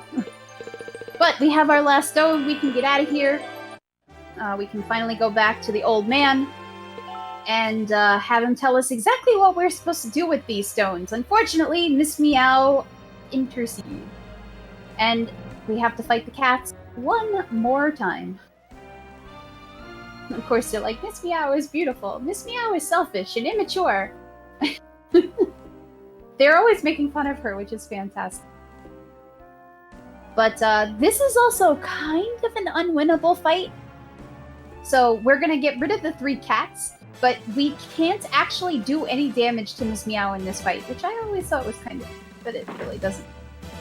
So let's very quickly get rid of the 3 cats. Going to lightning them. But yeah, anytime you try to attack Miss Meow with something, everything says miss. So we just are going to defend so she doesn't actually kill anybody. And wait out the 3 turns. Oh, it's one of those kind of... I remember this now. Yep. So, Cornet's passed out. All of a sudden, this strange light goes off. And what? That's not Kururu. That looks like the goddess statue. Dun dun dun dun! Dramatic shoujo/Disney plot twist. I think it's definitely more of like a shoujo plot twist, you know, like in Card Captor Sakura when when Karo goes all like, you know, like giant winged lion form. Yep, agreed. But Cornet just kind of, not Cornet, Kururu kind of plays off the whole thing when Cornet wakes up. Like, oh yeah, they just ran off to get lunch. So we're back in this tower to talk to the old dude, and he's like, oh, the stones are not enough to break the spell on the prince. And Cornet's not happy, but he says, well, let me finish. And he reiterates exactly the same thing that Crotia told to Marjorie at the beginning of the game. You have to kiss him. You know, a maiden who truly loves him has to kiss him, and then the spell will be broken.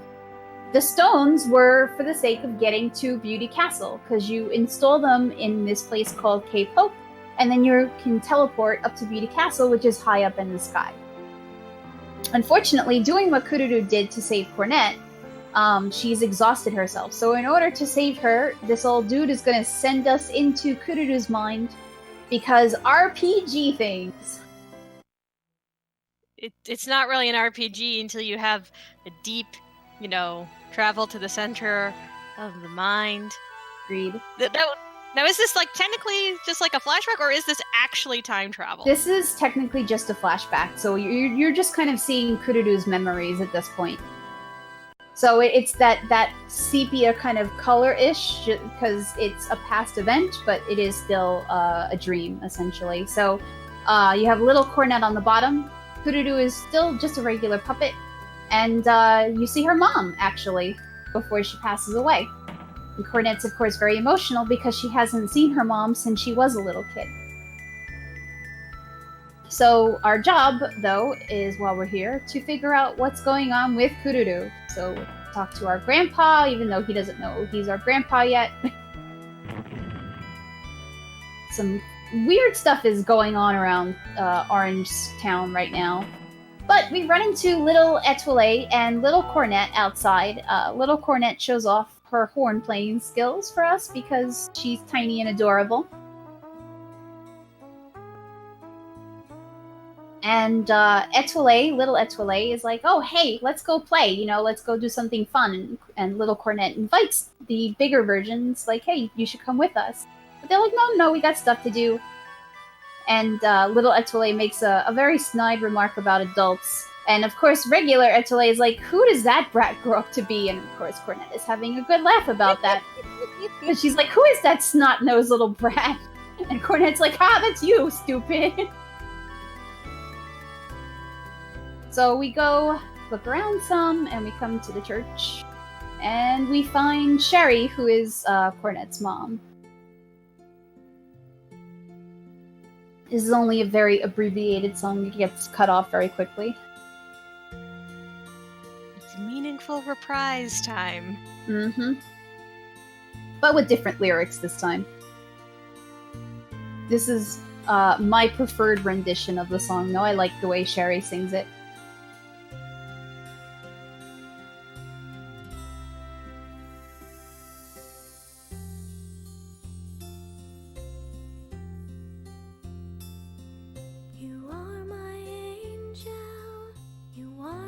But yeah, isn't it really interesting how Kururu really looks just like that goddess statue?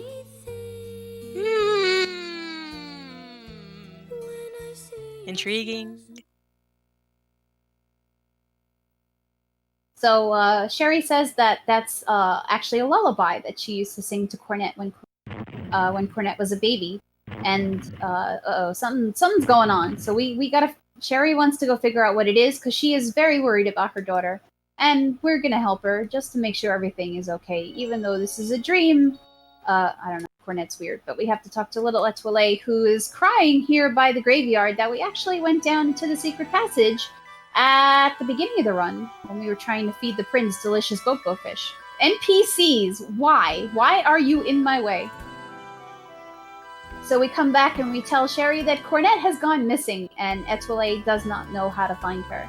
And our grandfather asks us to go help because Sherry kind of gets a little nuts when things concern her daughter, which is understandable. It's a mother-daughter thing, right? So we're gonna go help out Sherry and help her find little Cornet. Because it turns out that Cornet has disappeared down into this passage. But we are not gonna come up through the bathroom this time. Hooray! If the game actually wants to let me go through, it's not gonna let me run. Thanks, game. I love you too. Nothing like a random encounter inside of a dream sequence. I know, right? Like, you couldn't find a better place for this random encounter. Like, once we got to Beauty Castle, maybe. Have to keep the time loop stable. Everything must be exactly as it was for games that actually care about time travel continuity. And then there's Chrono Trigger. I can make fun of that game because of my name and because I love it so much. So we find this strange Eva-like robot and the minister, as a matter of fact. He calls the robot an ancient weapon. And it happens to randomly click on while we're down here. Uh-oh, something's not good. It's like, I have a really bad feeling about this. And she finally remembers that it wasn't an accident that killed her mother. It was this robot that killed her mother. And even though this is a dream sequence, Cornet is not happy, and she kind of wants to take some vengeance out on this Eva 1 unit here. I couldn't resist. And that was such a good to the moon. Not if you're watching the Netflix version. Oh god, okay, I'm glad I haven't watched the Netflix version. I like that end song. It's a good end.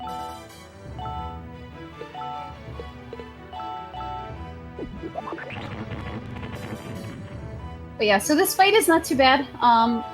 Get rid of the little sidekicks first, and then wail on the robot, essentially. And if the robot uses any AoE, of course, make sure we heal up with Sharkey. Unfortunately, I cannot reach with kids. But it's totally fine. Let's let's use something with less MP. So, at the rate I'm going, Elkun will probably learn Giga Lightning, which is good. It is his strongest lightning attack, and it does not use as much MP as Giga Storm does. So the AoE spells always use a lot more MP than the single target ones, of course. This is good. This is what you want to see. You want to see single target stuff. Also, Etoile with the crits. Girl, that is awesome. Thank you. Yay, Etoile is slowly redeeming herself. You can just actually stay here and lightning gi this dude. I do wish I could get Cornet a little bit closer. I really would like the extra attack power on Kid, but it's not the end of the world. We'll be able to reach him in the next turn. Yeah, this is totally fine. How close are you to being out of HP?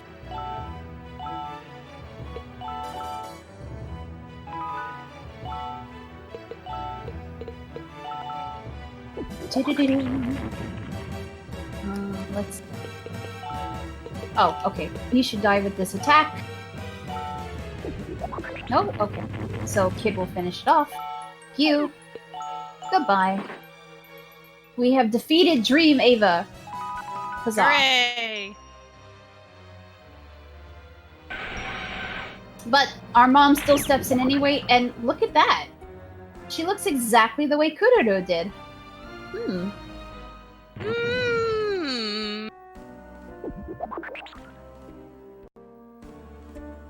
So, Cornet's mom tells little Cornet to play the horn one more time for her. And she kind of makes her own wish, because the horn's supposed to be magical and grant wishes. So Cornet's mother wishes to kind of always be with Cornet.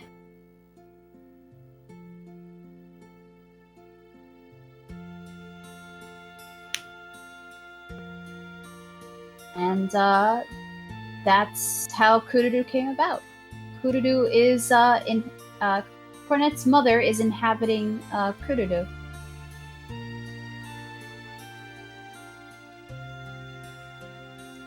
So, is Cornet's mom basically Gino from Super Mario RPG? Basically. Also, sad song time. It's also not a full song, which I kind of hate that they cut this one short too, but I guess I kind of get it. But yeah, so now Cornet knows the truth, and she knows exactly what happened to her mother. At times you can act like such a little girl, but in my eyes you are the world. I wish you health and happiness for all time, and may the world be kind whenever you are feeling. Yeah, so there's like a side quest you can do to really find out some of the things that are going on, but we ain't got time for that in the speedrun. So now that we're awake, we know the truth. We can actually progress the actual plot. But we're going to leave Kururu behind because she kind of still needs some time to recover. So Cornet's going to go off to Beauty Castle on her own and save her prince. But Kururu's like, oh, Etoile, would you please watch her? And she's like, what are you talking about? I don't have time for that. And of course she follows Cornet anyway, because she's still friends with her. But we're ready to go down to Cape Wisdom. We're going to go place our stones and make a bridge up to Beauty Castle. I mean, when you think about it, this is clearly the best way to have flying castle security. Yeah, it's true. So we have to fight one elemental dragon for each of the stones we collected. And this is another reason we do go for the Thunderstone rather than the Holy Stone, because, well, I mean, Sharkey is holy. And Holy versus Holy is not always the best matchup, so this also makes these fights go a little bit faster. It's not a huge deal, as big as the other parts, like fighting, I think it's Gao, and not getting the 5,000 in Otium, but it's still a thing. Wow, Elkun, you outturned that little dragon. Why? Why did you outturn that little dragon?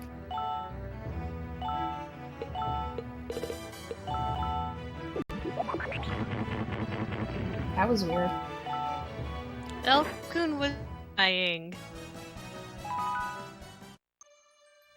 So we gotta do this for all 5 stones, so we got 3 more to go. And then we will be coming up on the last dungeon, like I said, which is Beauty Castle.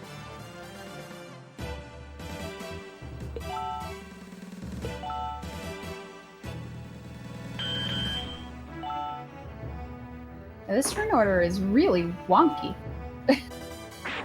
Is it because levels are off? Might be. Elkun is a little higher level than he might be at this point. But this is my marathon G. I've never seen that before moment. Yay! We got there!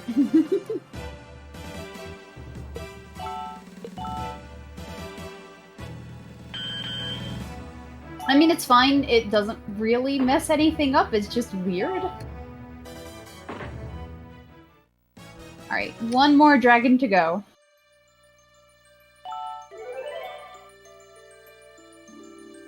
Yeah, because usually when Elkun is at that level, it's like you're up in Beauty Castle and gaining levels. So, yeah, it's strange for him to hit that level down here. Breath? You said you could use breath attacks. By the way, if your puppets die, quote unquote, you have to go all the way back to Cornet's grandfather's house in Orange for him to repair them, because there is absolutely no other way to revive puppets. Don't let your puppets die.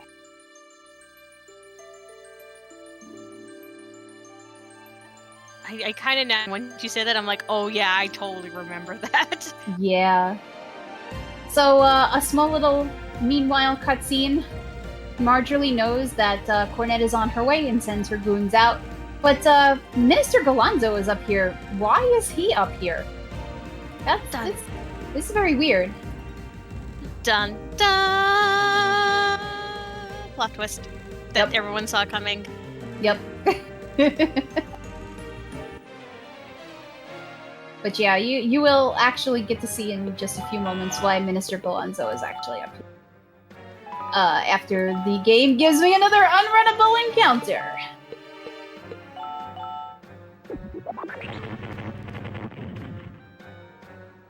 Game, I loved you, and you betrayed me.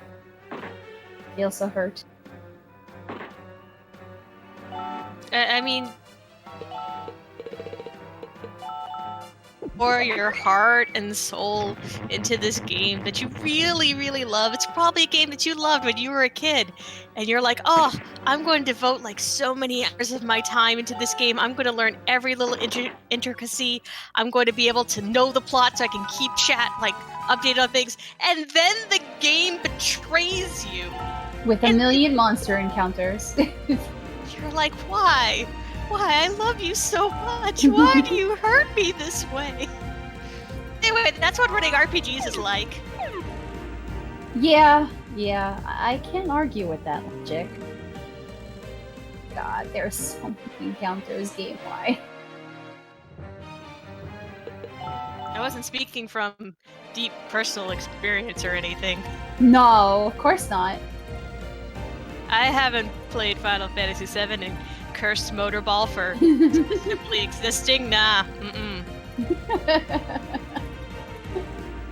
So, passing through this room very quickly. Oh my god, AV units! Now we're out. I like that just one room in the middle of like all this repetition is just like suddenly plot twist room and we're gone. Yeah, so that's why the minister is up here. The minister knows that these robots are up here, and he wants another one. Actually, I'm gonna see if I can run from this encounter in this. Really, sometimes that's a thing. I would really rather not take this encounter. Thank you.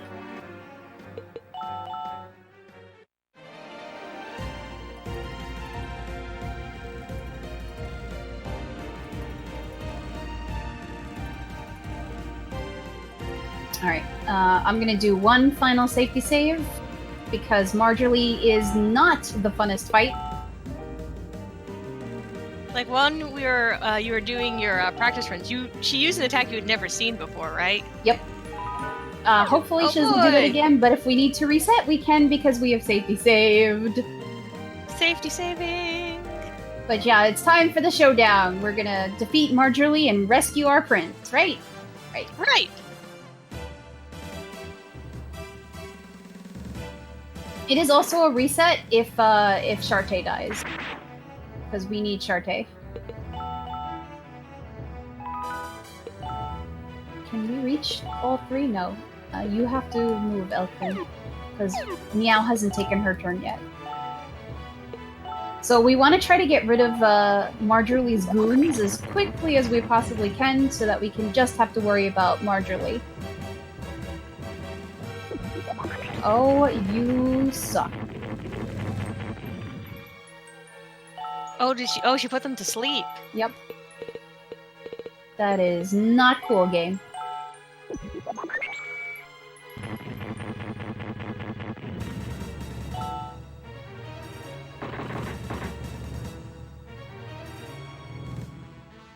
Alright, that's a reset. Yep. That is unfortunately a thing that can happen. Ugh. It's okay. That's why we safety save. Also, a very interesting question for chat. What do we consider to be the prettiest 2D game, I guess from the PlayStation era? Legend of Mana is absolutely amazingly gorgeous. Legend of Mana is absolutely beautiful. It's also a very fun speedrun. Oh, I haven't really looked into it. I just started it recently. It's a lot of fun. Ooh, new speedruns from RPGchick. Okay, let's try to have this be less awful this time, yeah? Actually, you know what? Let's cake. Cake! The power of cake!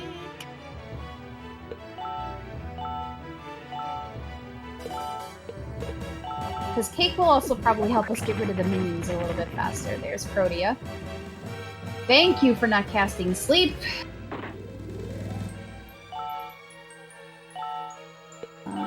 And then we can get rid of Gao and Meow. I love that. They rhyme. Fantastic. And attack Marjorie, because our attackers are not asleep.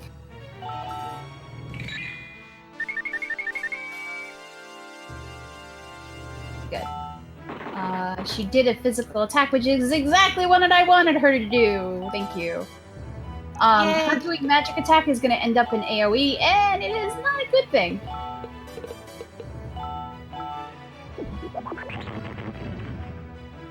But we will heal up just to make sure, because I don't want to have to do this fight again.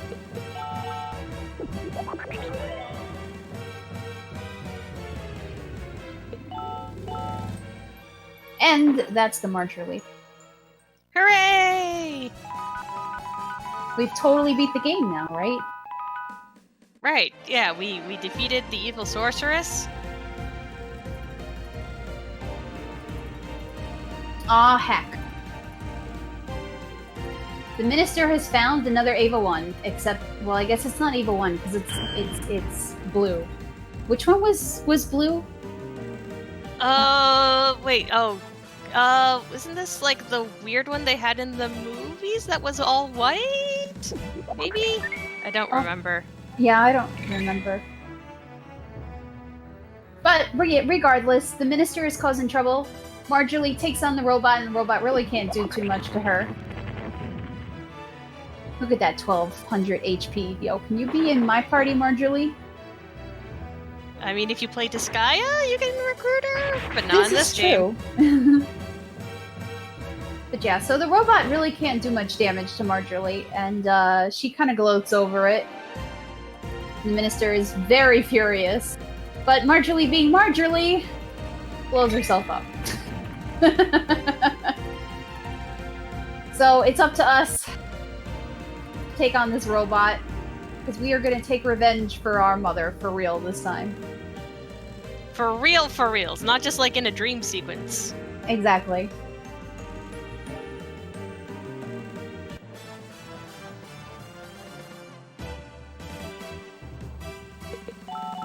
So this is another pretty straightforward fight. Lots of lightning. Get rid of the little dudes first. And then focus fire on the big dude. And if everybody is too low health, of course, heal them up.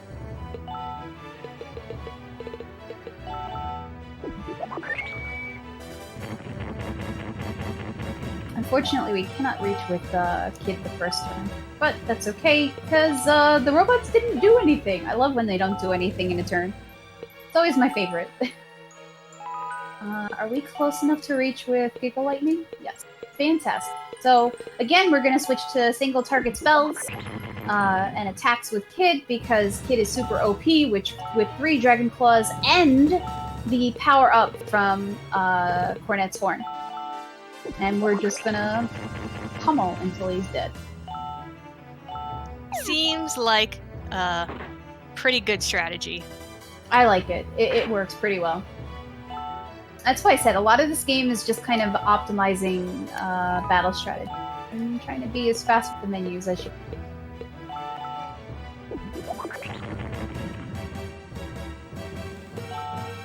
And then we'll defeat the robot and take revenge for our mother. All will be right with the world.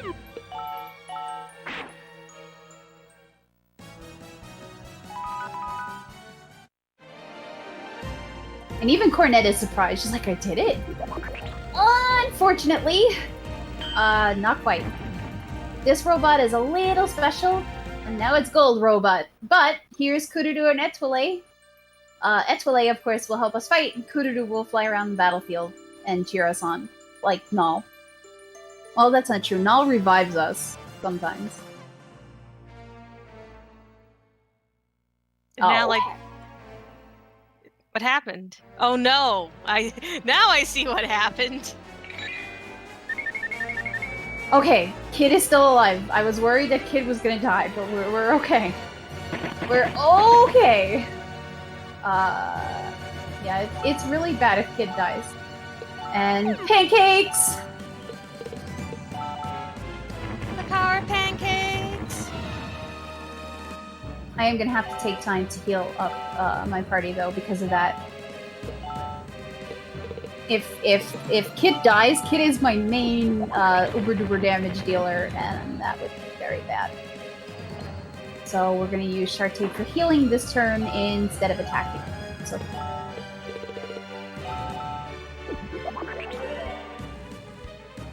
But Kid is still gonna get a little bit of an attack in.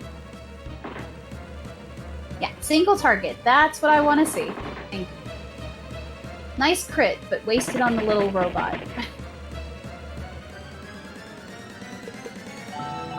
And now we can focus fire down, same as we've been doing, actually. So we just gotta watch our HP, focus fire down the golden robot until it stops moving.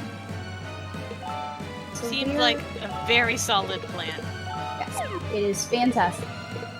Unfortunately, like I was kind of hoping Shartae would have been high enough level to learn Giga Saint, but she did not, and it's not that big of a deal. It's just a little more time consuming.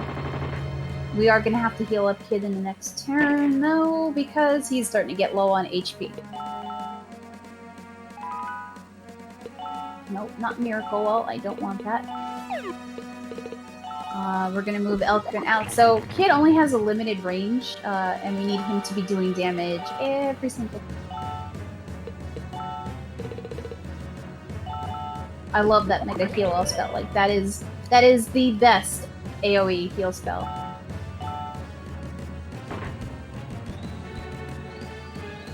Yeah, that would have killed Kid if I hadn't healed him. So we're good. We're good. We're golden. Because even if the machine breaks out with another G lightning, it's still okay. Whew, that's good to know. Yes, because we have done a substantial amount of damage to this robot.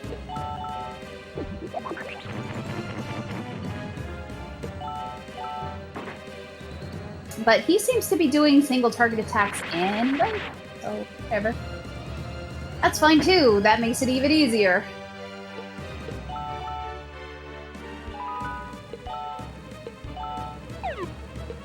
But one more turn.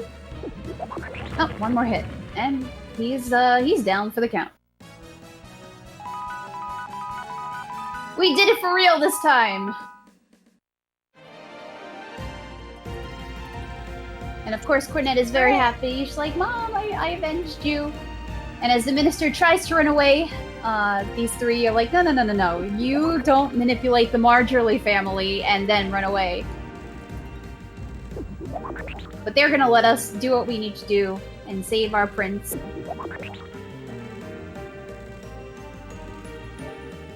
Which is very cool of them, actually. So we finally, after all this time, we finally get to kiss Prince Ferdinand. Yay! He does actually turn back to normal this time, instead of just having a lipstick stain. But Cornet is very unhappy with everything that she's had to do in order to get to this point, all of the bad things she's had to do. And she's like, "Do I really deserve to be happy?" And Ferdinand comes over. He's like, "Are you really going to make one more person unhappy then? You know, I want to be with you, Cornet." Even though they've spent, what, like 30 minutes together? Disney rules. Disney rules.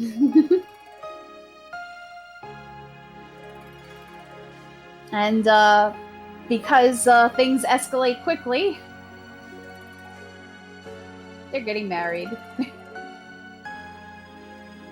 I mean, we assume possibly some time happened in between. Yeah, Who knows? So we are very, very quickly coming up on time. Almost there. It'll be when I walk out onto the balcony very, very soon, and time. GG! That's a PB for me. Sweet. Yay! I'm so proud. So, just a very quick end to the story. So, Cornet's mom now knows that Cornet is very happy, and she is going to go on her way to the afterlife, leaving Cornet behind. It is actually a very sad scene. But yeah, that was Rhapsody any %. But I'm so happy it didn't soft lock on me. It didn't soft lock, even with all the encounter trolling. You still did fantastic.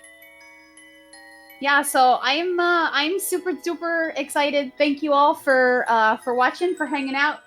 Thank you, Frame Fatalis, for letting me run this. I will be back again tomorrow night with Silverfire because the two of us will be racing Mystic Quest any %. So I absolutely look forward to that. So I have been theRPGchick. And I've been Scalakitty. Just a very quick reminder, events like Frame Fatales and Hotfix happen because of the bits and subs to Games Done Quick. So if you are enjoying what you're seeing, please consider using either your Twitch Prime subscription or just your regular subscription and supporting all the wonderful work that's going on, not just here, but behind the scenes as well. Coming up next, we have the start of our horror block. So for everyone who really liked cute Disney games, I'm sorry. They're over now. They're over. They're done. It's Resident Evil time. But yeah, thanks again for having us. Thank you so much, y'all. Y'all have a great evening.